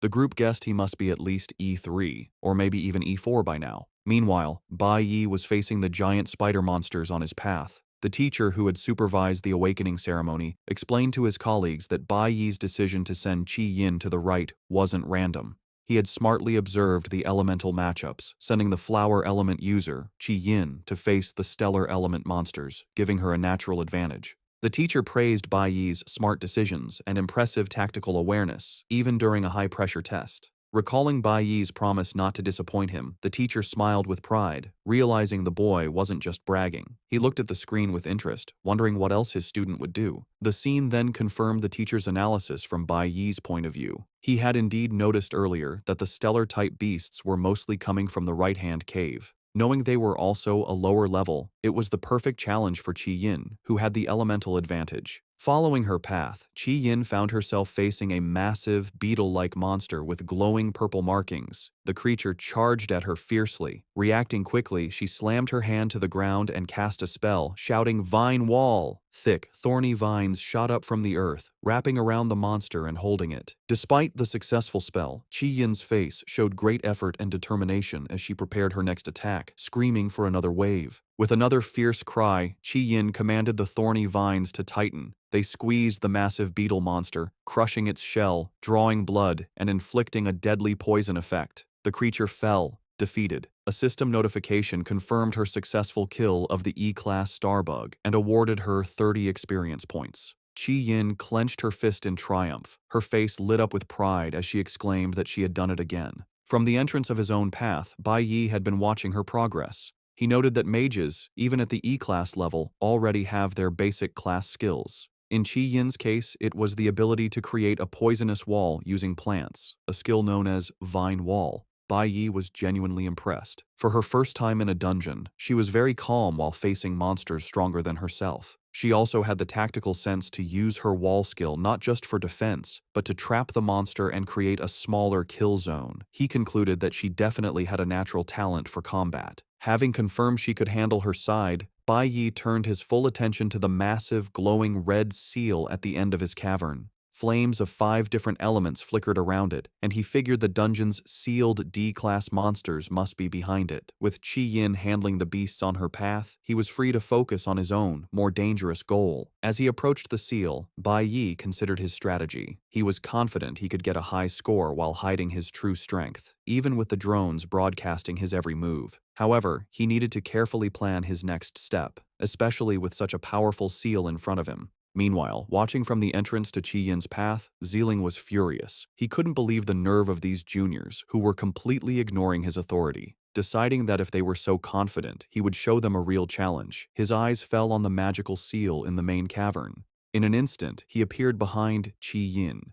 Drawing his golden bow, he aimed not at a monster, but at the ground in front of her. With a malicious grin, he declared that they should try this, and unleashed a bright arrow of light. The arrow struck the earth with explosive force, narrowly missing Chi Yin but blasting a deep, dark hole in the ground. Chi Yin spun around, confused by the sudden attack. Xiling, pretending to be innocent, casually asked why she had dodged, claiming he was just trying to help her by adding a buff. But from the new pit, a menacing growl echoed, and the glowing shape of a massive creature emerged. Before Chi Yin could react, a ferocious, two-headed lion leaped from the chasm, charging at her with terrifying speed. A system window identified the beast as a level 11, D-class twin-headed violent lion. The sudden appearance of such a powerful, unsealed monster left Chi Yin frozen in terror. Sensing the sudden surge of powerful demonic energy, Bai Yi immediately spun around, his attention drawn to the noise on Chi Yin's path. The twin-headed lion, now fully emerged, roared as its body burst into flames. Reacting on instinct, Chi Yin threw her hands forward, desperately trying to hold the beast with her thorny vines. However, the lion's intense fire was too powerful, easily burning through and snapping the vines. With its path cleared, the beast lunged, its massive jaws wide open and ready to devour her. Frozen in terror, Chi Yin could only think it was over. From a safe distance, Zealing watched with a cruel grin, drawing his bow once more as if to add to the chaos. But just as the lion was about to strike, Bai Yi activated his Accelerate skill, a notification confirming a temporary 50% increase in his speed. He shot forward in a blur, intercepting the fiery beast mid-lunge. The sudden move caught Xiling completely by surprise. In a split second, Bai Yi shoved Chi Yin out of the way. Pushing his speed to its limit, he triggered the flash blink effect, allowing him to phase through the lion's attack and land a devastating blow on its head. The powerful strike sent the massive creature reeling backward as Bai Yi landed gracefully, placing himself between the monster and a stunned Chi Yin. Now standing defensively with his large blade, Bai Yi was surprised by the D-class monster's incredible speed, realizing this would be a difficult fight. Xiling watched the chaos with a twisted grin,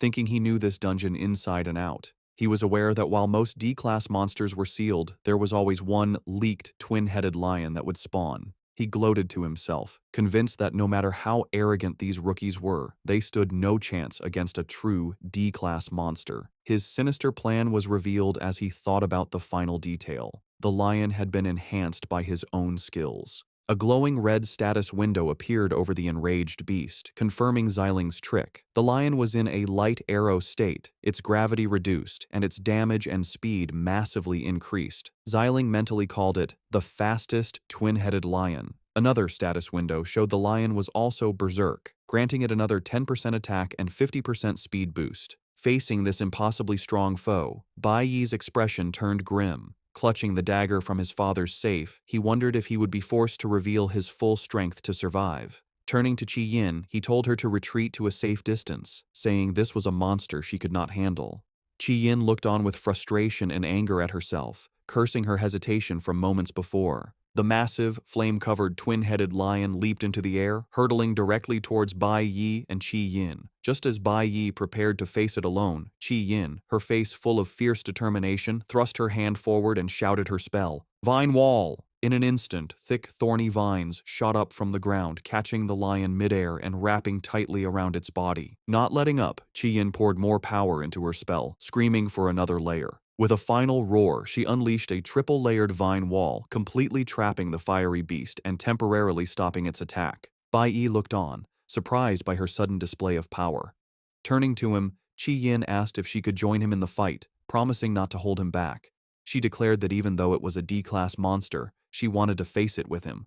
From the sidelines, Xiling watched in disbelief, wondering if the girl had lost her mind since she had almost been eaten just moments ago. A small smile touched Bai Yi's lips as he commented on how quickly she had adjusted, admitting he thought she would have been paralyzed with fear. Qi Yin responded with new confidence, stating that she had worked too hard to be defeated here. Now standing side by side, they prepared to face the restrained D-class monster together, ready for the real battle to begin. Looking at Bai Yi with a confident smile, Qi Yin said she trusted him completely, stating that with him by her side, she knew she wouldn't die. Bai Yi, always practical, immediately cautioned her, reminding her she had used a lot of power on the triple-layered skill and that her energy was limited. Qi Yin simply replied that she knew. This exchange made Bai Yi remember Qi Yin from his previous life. Even back then, she had been a star in their middle school. A flashback showed a younger Qi Yin confidently introducing herself to the class, declaring her dream was to join the Divine Guild and become a divine priest. Bai Yi remembered her as a confident, optimistic, and kind girl. Despite coming from a powerful family, she was always friendly and served responsibly as their class president. He had lost track of her later in his past life and assumed she lived an ordinary life, but in this timeline, he knew one thing for sure: she was someone he could trust. With this reliable ally by his side, Bai Yi felt confident he could pass the assessment while still hiding the true extent of his powers. However, Xiling, watching from the sidelines, scoffed at their new teamwork. He sneered, thinking they were fools to believe they could handle the beast, pointing out that the vine wall wouldn't hold it for more than a few seconds. Real combat wasn't won on confidence alone, he thought angrily, convinced that with their little strength, they had no chance against the enhanced D-class monster he had unleashed. With a cruel smirk, Xiling decided to wait. He would let them struggle and fail, and only when they were desperate enough to beg for his help would he step in. At that moment, he would teach them a harsh lesson about respecting their elders. Just as this thought crossed his mind, the twin-headed lion let out a final, earth-shaking roar and, with a massive surge of power, completely shattered the vines that were holding it. With the enraged beast now free, Bai Yi quickly made a plan. He told Qi Yin he would lure the lion, identifying it as a nuclear type, and told her to watch for the perfect moment to strike. Qi Yin immediately understood. With a shout, they split apart, baiting the fiery lion into a reckless charge. Bai Yi knew that since he had been the one to injure it, the beast's anger would be focused entirely on him. He deliberately led the enraged creature toward a large body of water at the edge of the cavern. Without hesitation, he dove in, and the lion, blinded by its fury, plunged in right after him. Underwater, Bai Yi used his incredible speed to move around the now clumsy, waterlogged beast. Finding the perfect opening as the lion struggled in the unfamiliar environment, he shouted to Qi Yin that now was the time. Responding instantly to his signal, Qi Yin cast her Vine Wall spell. Just as the lion emerged from the water, the soaking wet beast, its fiery aura gone, was completely trapped by the thorny vines. It roared in frustration, but its power was clearly reduced. With a fierce look of concentration, Qi Yin commanded the vines to constrict. The plan worked perfectly. The water had neutralized the lion's fiery abilities and disrupted its nuclear core. System notifications confirmed that its berserk and nuclear states had failed, leaving it poisoned and unable to struggle free. As Bai Yi emerged from the water and landed on the shore beside her, he confidently held his large blade ready. He declared that the beast could no longer escape, and it was time for them to end the test and claim the highest score. From his hiding spot, Xiling watched the scene, his face full of disbelief. He couldn't understand how a single layer of vines had trapped the powerful lion, especially since he would have struggled against the beast himself, and he had even enhanced its power. He could only stare and curse in frustration. Meanwhile, back in the viewing room, the teachers and staff were analyzing the brilliant strategy. One instructor explained the simple logic. Luring the nuclear-type lion into the water nullified its core skills, while strengthening Qi Yin's flower-type abilities. Bai Yi's teacher praised him for his excellent reactions and leadership, noting how he used basic elemental counters and teamwork to defeat a much stronger monster. The staff concluded that the top spot was now decided. Only the final blow remained. They excitedly discussed that once the footage was submitted to the guild, Bai Yi had a real chance of getting the highest score in the Academy's history. But just as they awaited the final strike, the live feed suddenly went black. The viewers were left confused, wondering why the broadcast would stop at such a crucial moment. Back in the dungeon, the reason was clear. The recording drone lay shattered and smoking on the ground. Xiling stood nearby, a cruel smirk on his face and a glowing energy bow in his hand. He thought that without video evidence, Bai Yi could forget about getting the highest score. With the threat eliminated, a system notification confirmed their victory over the level 11 D-class beast, awarding them 100 experience points. Bai Yi complimented Qi Yin, telling her it was thanks to her abilities. She modestly replied she only succeeded because she followed his instructions. However, Bai Yi corrected her, explaining it was her own dedicated training that had built up enough elemental resistance, which let her use a single skill so powerfully. Qi Yin looked at him, puzzled, repeating elemental resistance, as if hearing it for the first time. Just then, a disgruntled Xiling emerged from hiding. He condescendingly told them that now that the boss was defeated, they could save their chatting for outside. Bai Yi and Qi Yin simply turned to face him with cold, unimpressed stares. Xiling told them that he had enough of their supervisor's games. Bai Yi coldly confronted Xiling, asking if he knew the grave danger he put them in by setting an enhanced D-class monster on new students. Xiling, turning away, tried to deflect blame, claiming he intended to buff Qi Yin, but she had dodged. Bai Yi immediately cut him off, stating his skills must be pathetic if he couldn't even aim properly. With a piercing glare, Bai Yi questioned how he could call himself an archer with such poor aim. Qi Yin, now equally angry, joined in, remarking it was no wonder he couldn't get into the ultimate school team. Furious at their insults, Xiling spun around, his energy bow flaring as he asked what they had just said. Without flinching, Bai Yi stepped in front of Qi Yin, ready to block any attack. Overwhelmed by their defiance, Xiling's anger seemed to deflate into resentment. He slowly lowered his hand, muttering that the road ahead was long. Turning his back, he gave a final threat, telling them to just wait before storming off towards the dungeon's exit. After he was gone, Bai Yi and Qi Yin walked over to the wrecked drone Xiling had destroyed. Qi Yin, fuming, commented on their senior's terrible personality. She then noticed Bai Yi examining the broken machine and asked what he was doing. Bai Yi explained their supervisor had destroyed the camera to stop them from getting a high score. Since no one could see them, Xiling would have to leave and get a new drone. Bai Yi then pointed out that everyone else was far away in their own dungeons, which gave them plenty of time. With a small, calculating smile, Bai Yi remarked that Xiling had actually done them a favor. He now had the perfect chance to do the rest of the things he had planned. Qi Yin could only stare at him with wide-eyed confusion, asking what he meant and what he was planning to do. Bai Yi led Qi Yin back to the central cavern, stopping in front of the massive, pulsing red seal that held the dungeon's strongest monsters. Turning to her, he asked if she could promise to keep what was about to happen a secret, adding with a smile that no one would believe her anyway. Qi Yin, confused and alarmed, stammered as she asked what he was planning. The scene then flashed back to the alleyway confrontation between Bai Yi and Hong Qiansheng. Bai Yi's deal was revealed. In exchange for helping him get stronger, Hong had to give him the unsealing demon stone that his uncle, the dean, had. Back in the present, Bai Yi held that very stone, a shimmering crystal with glowing runes. He then revealed his true, audacious goal. He was going to use the stone to completely unseal the Spirit Jade dungeon. He placed the crystal on the central altar, and a powerful, dark red energy immediately began to swirl around him. Qi Yin panicked, screaming that he couldn't do that. She reminded him it was a D-class dungeon, and if he broke the seal, all the high-level monsters would be released at once. As the dark energy intensified, threatening to shatter the seal, Bai Yi calmly told her not to worry, explaining the monster's power would still be partly suppressed by the seal's remaining energy.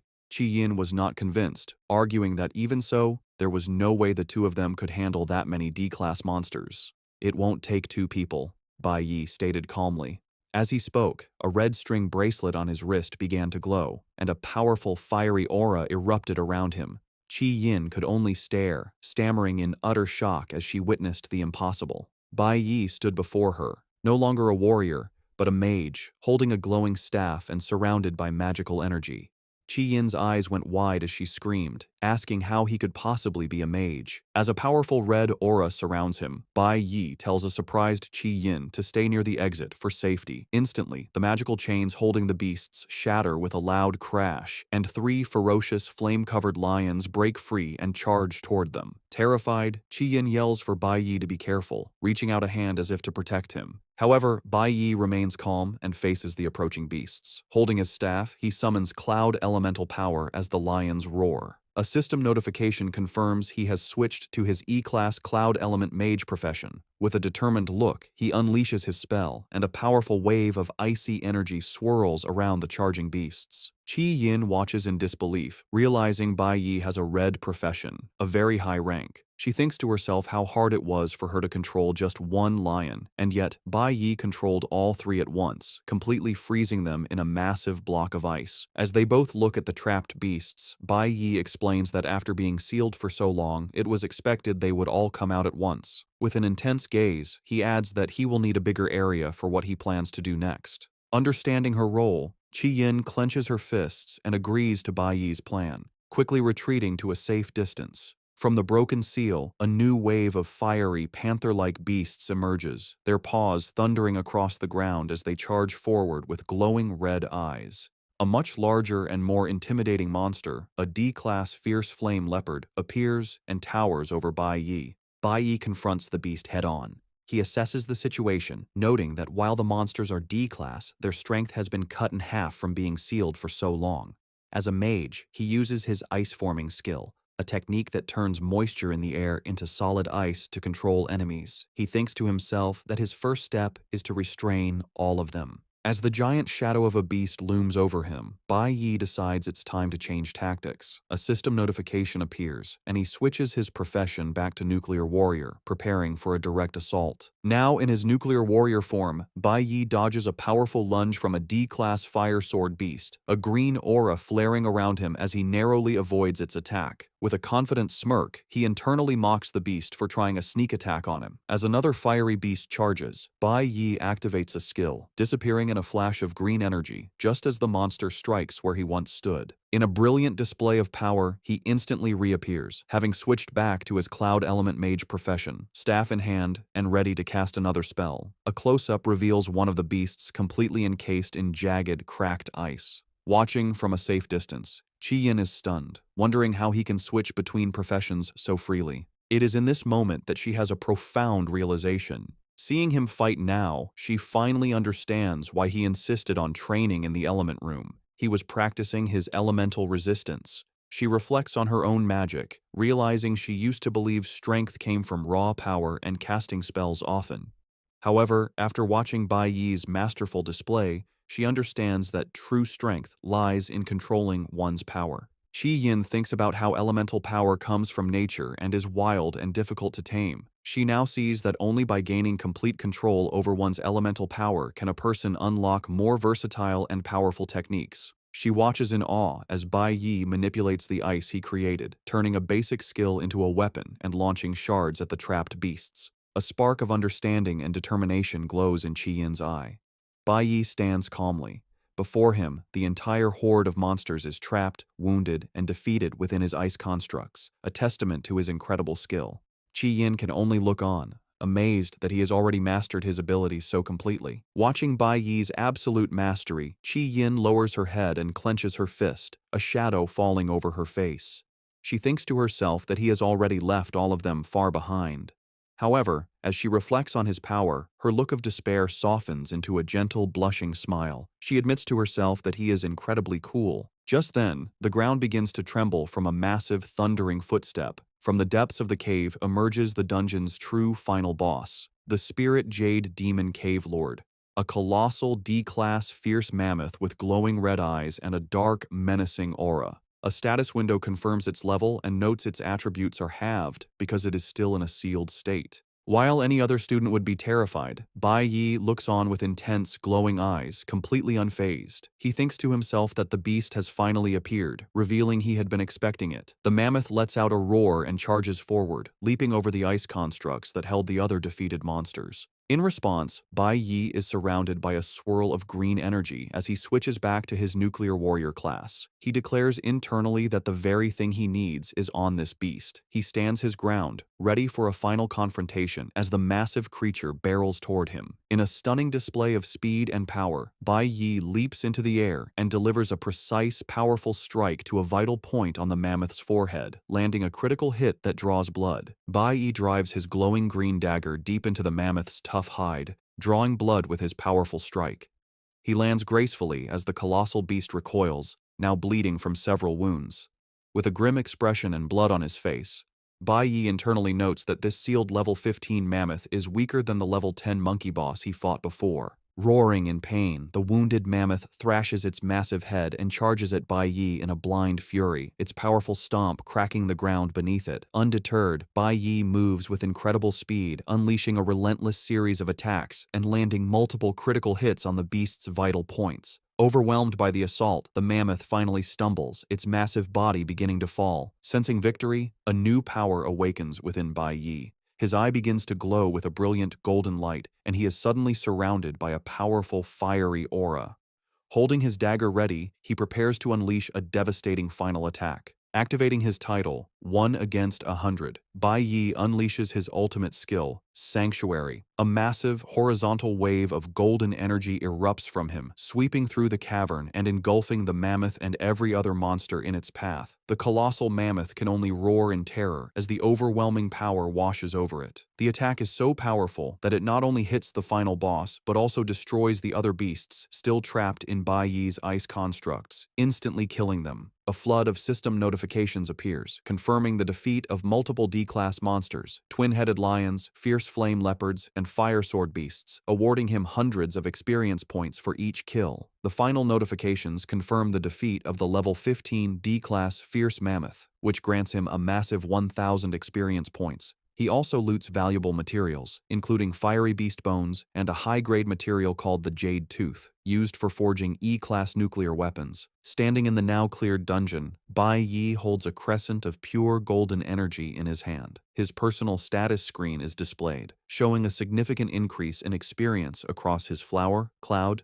nuclear, and stellar elemental bars. With his objective seemingly complete, he casually dismisses the golden energy with a flick of his wrist and turns to leave. As he walks away, he looks down and sees a peculiar item left behind where the mammoth's body vanished, a pink, yin-yang shaped stone. A system notification identifies the item as the responsive jade stone, a pair of jade stones with a special function. Staring at the precious object, Bai Yi thinks to himself that he has finally obtained it, revealing this was his true goal for unsealing the dungeon all along. After his victory, Bai Yi is showered with rewards. System notifications confirm his massive power increase. His nuclear warrior class is now D-class level 13, and his cloud element mage class has reached D-class level 11. While reviewing his new stats and holding the responsive jade stone, he notes with satisfaction that even his mage profession has advanced. His 1 against 100 title has also upgraded to One-Man Army, which now grants a 20% boost to all attributes and a 10% lifesteal effect when fighting alone. Meanwhile, Qi Yin walks silently through the cavern filled with the bodies of defeated monsters, still processing the incredible power she just witnessed. Bai Yi approaches her and calls her name. With a serious expression, he reminds her of her promise to keep what she saw a secret. Surprised, Chi Yin can only say, "Huh?" as a notification appears, showing she has also leveled up, reaching E-Class level 7 in her Flower Element Mage profession. Back at the academy, the massive energy surge from the broken seal has sent the staff into a panic. The teachers, including Bai Yi's homeroom teacher, are seen running frantically down the halls. The teacher exclaims they've never detected an energy surge this large before. As they rush towards the dungeon entrance, they run into Xiling, who is strolling calmly. The teacher confronts him, demanding to know why he isn't inside protecting the junior students. Before Xiling can answer, the teacher shouts that the seal has been broken and they don't have time to talk. He and the other staff members push past a shocked Xiling, hurrying to deal with the crisis. Left alone in the hallway, Xiling's feigned shock melts into a twisted, malicious grin. He begins to laugh, thinking to himself that payback has come much faster than he expected. The teachers burst into the dungeon cavern, frantically shouting Bai Yi's and Chi Yin's names. They stop dead when they find the two students standing perfectly safe and unharmed. The lead teacher can only stammer in confusion. Bai Yi calmly greets him, asking why they have come. The bewildered teacher looks past them to the main seal at the back of the cavern, which is completely intact.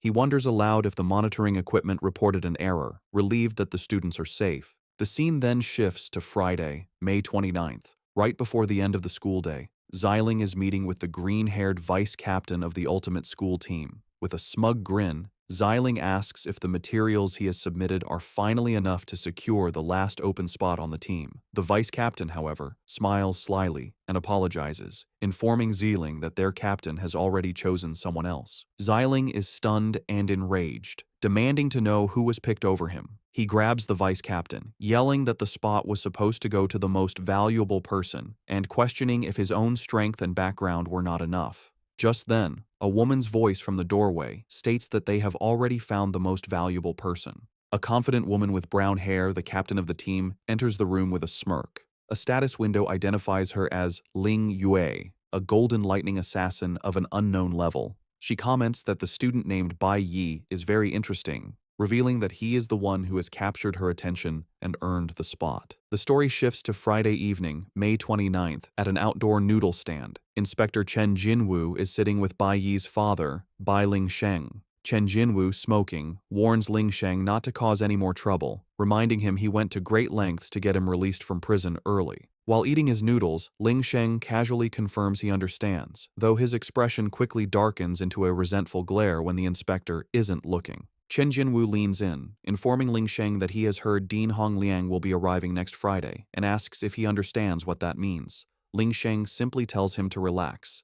Just then, Chen Jinwu's phone rings with a call from his superior. Annoyed, Chen Jinwu gets up to leave, telling Lingsheng he is heading back to the team and that Lingsheng should also go home soon. Watching the inspector walk away, Bai Lingsheng agrees that he will of course be going home soon. As he continues to eat, his face twists into a mask of pure rage, his eyes glowing red with menace as he thinks about returning home. A final message appears, foreshadowing that a fateful encounter is about to happen much sooner than expected. An informational panel then explains the legend of the responsive Jade Stone. It tells the story of the master of the fierce mammoth, who fell in love with a girl and created the magical teleporting Jade Stone as a gift for her. However, he soon fell for another girl and cruelly discarded both the original girl and the Jade Stone, leaving it behind in the dungeon. Upon returning to his old apartment, he finds it empty and grows even more furious, shouting and wondering where his wife and son have gone. In a violent outburst, he kicks a stool to the floor, screaming curses and enraged that they dared to hide from him. His fury intensifies as he vows that if he finds them, he will kill them both, punctuating his threat by shattering a mirror with his fist. Meanwhile, in the safety of their new apartment, Bai Yi gives his mother the responsive Jade Stone he got from the dungeon. He gives her one of the stones, set in a necklace, telling her she should always wear it. With a reassuring smile, he shows her that he has the other, identical stone. Bai Yi explains the stone's power. If she is ever in danger, she just needs to crush the stone, and he will sense it, allowing him to instantly come to her side. Taking her hands, he confesses he couldn't feel at ease leaving her alone without this safety measure. As his mother holds the necklace, Bai Yi reflects sadly on how she has never received jewelry or the simple joys a woman should have. His mother, concerned for him, gently suggests that he shouldn't spend his weekend just looking after her. She encourages him to go out and have fun with friends his age. Bai Yi smiles and tells her not to worry, saying he has no need for that. His answer doesn't reassure her. Instead, she looks worried and insists that everyone needs friends and important people in their life. Her words make him pause and fall silent. He turns away, pondering her question about important people. His thoughts drift to his past life, and a vision of his old Divine Core teammates, Ling Yue, Han Xiaoling, and Lucian, appears in his mind. A wave of sadness washes over him as he wonders if he will ever have the chance to meet them again in this new timeline. Late that night, at 11:58 p.m., Bai Yi stands before a wild D-class demon cave. He reflects that with the responsive Jade Stone now protecting his mother, he no longer has to be distracted by worry. This is another hidden demon cave he knows about from his past life, one that only opens for 1 hour each night between midnight and 1 a.m., giving him very little time. With his mother safe, he can now focus entirely on improving himself. With his dagger drawn, he resolutely steps into the demonic portal. As he enters, his mind flashes back to his previous life. He remembers that even after becoming a top-tier warrior, strong enough to face the D-class bloodflowers in this cave, he was still helpless to save his team. The painful memory of watching his comrades die resurfaces. His mother's words about needing friends echo in his thoughts, but the memory of betrayal makes him bitterly question the idea. Channeling his pain into determination, he leaps into action, striking down one of the monstrous plant-like creatures. With a swift series of slices, he defeats the bloodflower. A system notification confirms the kill, awarding him 260 experience points and 3 bloodflower petals. As he collects his loot, he defiantly dismisses the need for friends, thinking they only brought him pain in the end. Bai Yi thinks about how useless his past efforts were. He realizes that no matter how strong he became, if the gods simply wished it, he and his team were doomed. He channels this frustration into his fight, dodging a powerful attack from one of the massive creatures with a burst of speed that shatters the ground. He remembers how, despite all their power, they were left with nothing, not even a proper burial. This anger fuels a swift, critical strike against the monster. As he lands, a notification confirms his kill and the experience gained, reinforcing his conviction. He must become stronger.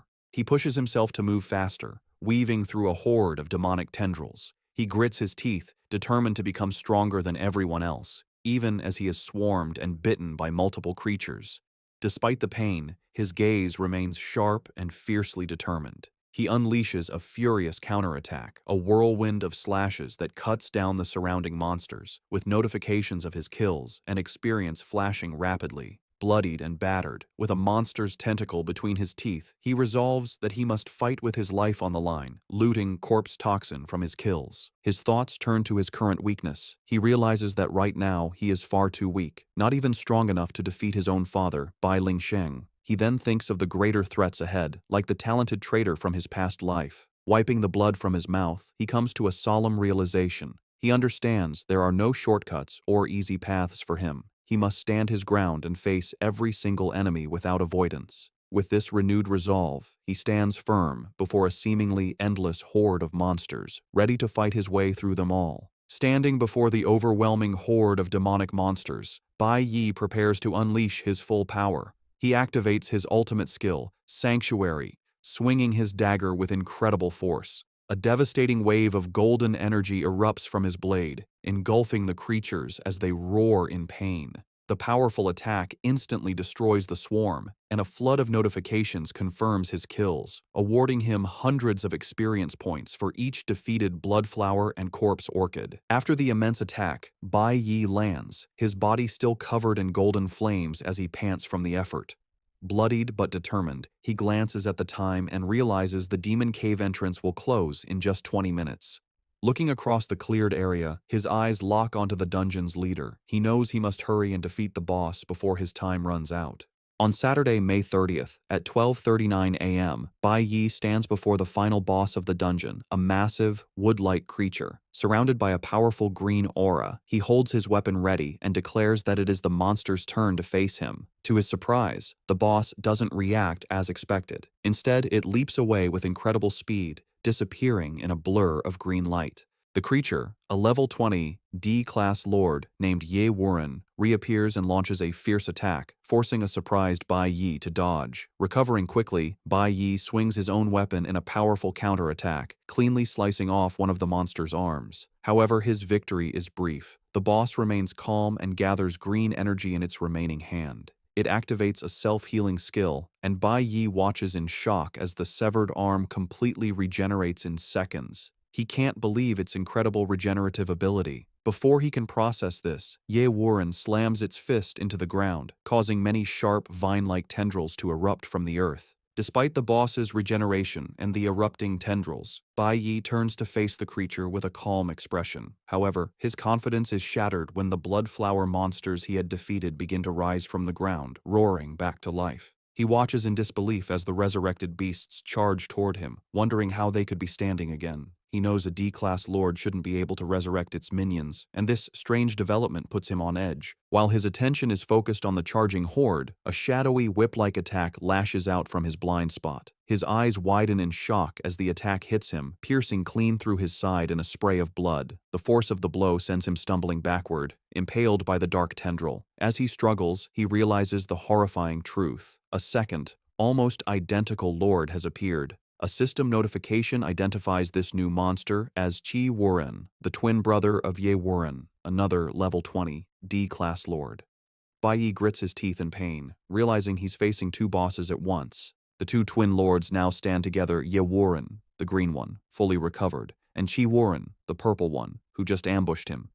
Faced with this impossible situation, bloodied and cornered, Bai Yi's expression hardens, his eyes glowing with fierce, unyielding determination. Trapped inside the hidden dungeon, Bai Yi's time runs out. At 12:59 a.m. on Saturday, the demonic portal begins to destabilize. A moment later, at 1 a.m., the entrance to the demon cave slams shut, leaving him trapped inside with no way out. Later that day, Saturday, May 30th, at 6 p.m., a heavy rainstorm rages outside. Inside the new apartment, Bai Yi's mother paces anxiously, staring out the window. She worries that she hasn't seen her son all day and that he hasn't responded to her messages or calls. Fearing he has gone to a dangerous place again, she decides she must go find him. She leaves the apartment and heads out into the stormy night. A menacing figure has been waiting. A voice sneers, commenting on how well she and her son have been doing. The source is revealed to be Bai Ling Sheng, who drops empty liquor bottles on the wet pavement. He stands soaked in the rain, consumed by fury, muttering about how they dared to rent a new apartment behind his back. As lightning flashes, he stares up at the building with contempt, remarking that they found a nice place. His face is a mask of pure, unhinged rage, his eyes glowing with malice. Meanwhile, Bai Yi's mother passes through the building's security gate and steps outside. She suddenly freezes, a sense of dread washing over her as she clutches the responsive jade stone around her neck. Her eyes widen in terror as she realizes she is in grave danger. Back in the sealed demon cave, Bai Yi is exhausted but still fighting. He pants, gripping his large blade, thinking that this is the fifth wave of monsters. No matter how many times he cuts them down, they just keep getting back up. As another resurrected bloodflower attacks, he slashes through it, but the system notifications now show he is only gaining a single experience point per kill. He quickly realizes that repeatedly killing these monsters is pointless, as it yields no experience or items. With this understanding, he concludes he must find and destroy the source of their endless regeneration. His eyes turn to the two glowing D-class lords, Ye Warren and Chi Warren, identifying them as the source. The regenerative power is flowing from the bosses themselves. With a new strategy, Bai Yi ignores the resurrected horde. He becomes a blur of motion, speeding past the lesser monsters and charging directly at one of the twin lords, Chi Warren, to end the battle. With intense focus, Bai Yi zeroes in on his target. He lunges and drives his blade deep into Chi Warren's body, landing several powerful stabs that cause the monster to crack and shatter. However, his attack is useless. He watches as the Lord's wounds seal up and its body regenerates completely in a flash of green light. He realizes the problem. The other twin lord, Ye Warren, is channeling a healing ability, constantly restoring its brother. Bai Yi recalls that the other twin also healed instantly, even after he cut off its head. He notes how overpowered this ability is, beyond what even an S-class healer could achieve. This makes him wonder what the source of their power is, questioning if they are drawing healing power from a hidden source. Before he can think further, one of the lords vanishes and reappears beside him to strike. Using his combat experience, Bai Yi perfectly blocks the punch with the parry skill, nullifying the damage. He immediately follows with a powerful counterattack, slashing upwards. As he lands the counter, Bai Yi notices something strange. The boss has begun to learn and copy his own combat moves. After his counterattack, Bai Yi faces one of the twin lords, Ye Wuren.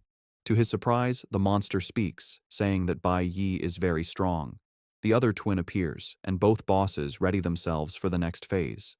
However, Bai Yi's expression changes. He has noticed something crucial, his gaze fixed beyond the bosses, and thinks to himself that he has finally found it. A confident smirk spreads across his face as his weapon glows. He realizes that in a flower-type demon cave like this, the massive trees are the energy center. Ignoring the boss, he rushes towards one of the large, glowing trees in the background. As he passes the surprised boss, he swiftly slices off its arm. He now understands the boss's incredible healing is only possible because of the power from these trees. The boss looks in shock at its severed limb, which for the first time is not regenerating, and cries out in disbelief. Bai Yi's new strategy is clear. He must cut the boss's connection to their power source by cutting down the enchanted trees. He unleashes a powerful slash that cuts through a massive trunk. Bai Yi knows that once their power source is gone, he will finally be able to kill them. With his new strategy clear, Bai Yi rushes past the twin lords, Ye Wuren and Qi Wuren, heading for the enchanted trees that are their power source. Before they can intercept him, a notification announces that Bai Yi has switched to his Cloud Element Mage profession. Raising his staff, he summons a powerful ice spell, unleashing a massive wave of cold energy that instantly freezes both D-class lords solid. With the bosses neutralized, Bai Yi lands and immediately switches back to his nuclear warrior class. He confirms his guess was correct. With the bosses and their power source taken down, their minions would lose their ability to heal and resurrect. As predicted, the resurrected bloodflowers and corpse orchids begin to fall apart and die permanently. Now that the twin lords are powerless, Bai Yi drives his blade through the ice, shattering the frozen body of Ye Wuren. A system notification confirms he has successfully killed the level 20 D-class lord, earning 2,500 experience points and a high-grade item called White Spirit Grass, which can instantly restore half his stamina and heal most physical wounds. With one twin lord defeated, the other, Qi Wuren, shatters the ice that was holding it. Bai Yi, despite his wounds, stands firm with a green aura swirling around him. He points his dagger at the final boss, declaring that only it remains. The massive creature looks down with a surprisingly sad expression. Surrounded by flames, Qi Wuren makes an unexpected request, pleading for Bai Yi to kill it. Bai Yi is surprised, thinking he has never met a lord like this before. He realizes that with its brother gone, the creature no longer wants to live alone. Respecting its final wish, Bai Yi decides to grant the request. He leaps forward with incredible speed and, with a single powerful strike, slices the D-class lord clean in half. As the monster dies, a notification confirms he has successfully killed the level 20 lord, Qi Wuren, and gained another 2,500 experience points. He also obtains a high-grade material called a poison thorn, which is needed for forging a powerful S-class flower-type weapon. Holding the purple item, Bai Yi lets out a breath of relief. His efforts are rewarded as a final notification announces that his nuclear warrior class has advanced to D-class, level 15. After defeating the twin bosses, a notification confirms that Bai Yi's Cloud Element Mage class has also advanced to D-class, level 13. With the final boss dead, the red entrance to the demon cave reopens, allowing him to leave. However, before he can exit, a new status screen appears, showing his flower element bar is now completely full. This triggers another awakening. Bai Yi looks surprised, realizing his flower element is maxed out. Surrounded by a swirl of glowing green energy and colorful petals, he wonders what kind of profession he will awaken this time. He recalls his last awakening granted him a powerful red profession and smiles, anticipating what's next. A new notification appears, revealing his new class, a level 1, E-class Flower Element Summoner. His excitement immediately turns to shock and disappointment as he realizes it's only a blue profession, a much lower tier than he hoped for. After a moment, he composes himself, thinking that the summoner class doesn't have high stat requirements and wondering what its main skills are. A skill description window appears, detailing his new abilities. His active skill is Flower Spirit Contract, which lets him form a contract with the soul of a defeated flower-type demon, forcing it to serve him. The passive skill, Flower Field, lets him see the souls of recently deceased flower-type demons. Bai Yi's interest grows as he reads the description, particularly the part about making a contract with a demon's soul. Realizing the potential of his new skill, Bai Yi wonders if he can form a contract with the two powerful bosses he just defeated. With his flower field passive skill now active, he turns and sees the glowing blue souls of the twin lords, Ye Wuren and Ti Wuren, hovering over their remains. With a determined expression, Bai Yi decides to seize the opportunity. A notification appears, confirming he is activating the Flower Spirit contract skill. He reaches his hand out towards the two souls and, with a confident smirk, commands them to come to him. In a swirl of brilliant blue energy, the souls of the twin lords are pulled towards him and reform into their powerful physical forms, now bound to serve him as his new summons. The scene shifts to a stormy Saturday night at 6 p.m. Bai Lingsheng, soaked by the rain and armed with a knife, stalks outside the apartment building, his eyes filled with rage. Just as he prepares to act, his phone rings, interrupting his murderous plans. Annoyed, he answers the call and is surprised to hear Inspector Chen Jinwu on the other end. The inspector offers him an incredible opportunity, an invitation to a dinner hosted by Dean Hong Liang, which could be his ticket back into the guild. Elated, Lingsheng promises Chen that he will seize this chance and not waste it. After hanging up with a wicked, triumphant grin, he declares that it's a good day after all. With his plans for revenge postponed, he decides to go catch up with his wife, his menacing intent still clear as he walks away. Meanwhile, having left the apartment to search for her son, Bai Yi's mother stands outside in the pouring rain. She clutches the responsive jade stone around her neck as a sense of dread washes over her. Suddenly, a voice calls out to her. She turns to see Bai Yi holding an umbrella and groceries, asking why she came downstairs in the rain. Startled at first, she is visibly relieved to see him safe. He smiles gently and tells her that they should go home. Later, inside their new home, Bai Yi's mother looks at a beautiful new bracelet he has given her. She thinks about how her foolish child told her he went out late to get her a gift. A sad, knowing look crosses her face as she thinks that just because she cannot speak, it doesn't mean she is unaware of the dangers he is facing for her. Back in his room, Bai Yi lies on his bed, thinking about his current situation. He reflects on the three professions he now has: a green-tier nuclear warrior, a blue-tier flower element summoner, and a powerful red-tier cloud element mage. A detailed status screen appears, showing that his two main combat classes, the mage and the warrior, have both reached D class, while his new summoner class is still E class. Despite this progress, he knows it is still not enough. His thoughts turn to his father, Bai Lingsheng. He calculates that it has been 10 days since his father was imprisoned, meaning only 5 days are left of his sentence. However, knowing his father's violent nature, Bai Yi suspects he might be released early, a possibility he must prepare for. The next day, on Sunday morning, Bai Yi's resolve hardens. Surrounded by a swirling red aura, he decides that hiding is not a solution. He must face the problem with his father head-on and resolve it completely before he can continue his own journey to grow stronger. Driven by this urgency, Bai Yi spends the entire day pushing his limits. A series of notifications confirms he has conquered 4 hidden demon caves, 3 E-class and 1 D-class, in rapid succession.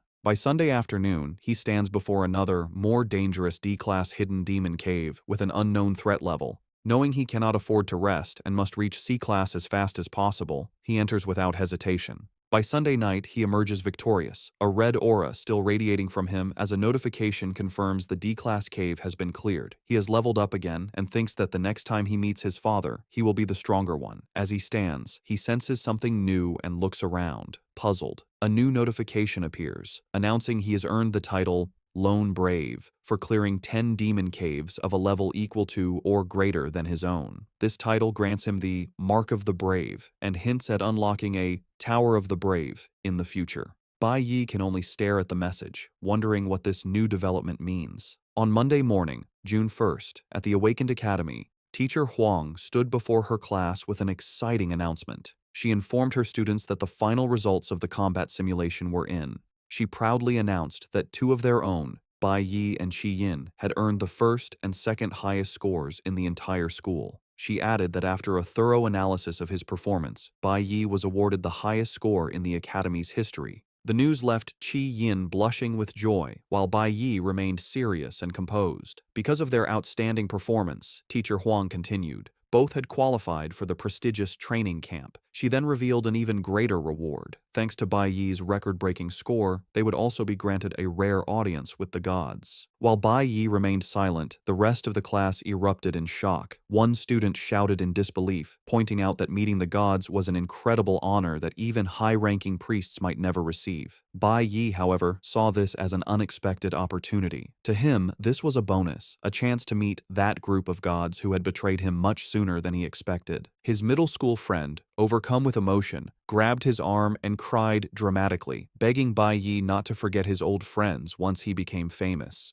In contrast, Specs looked at him with a proud, genuine smile, telling Bai Yi that he had always known he was destined to shine. In the dean's office, Hong Liang was speaking with his nephew, Hong Qiansheng. The dean asked Hong Qiansheng why he was refusing to go to the training camp, pointing out it was a rare chance to go with his father. Hong Qiansheng clenched his fist, showing his internal struggle. He firmly refused, stating that since he only placed third, he didn't feel he had earned the right to go. He added that he was tired of people thinking he relied on his father for everything and wanted to prove his own worth. Dean Hong Liang seemed impressed by his nephew's new pride, commenting that he had a lot of backbone and hoped Hong's father would see his growth. Seizing the moment, Hong Qiansheng then made a bold request. He asked his uncle for permission to access the sealed D-class demon cave in the school's back mountains. The dean frowned, surprised by the dangerous request. With fierce determination, Hong Qiansheng declared that he wanted to become stronger on his own. The scene shifts to the principal's office, where Zeeling is desperately pleading with his uncle, the school's principal. He insisted he must go on the training trip, claiming it was his duty as the family's sole heir.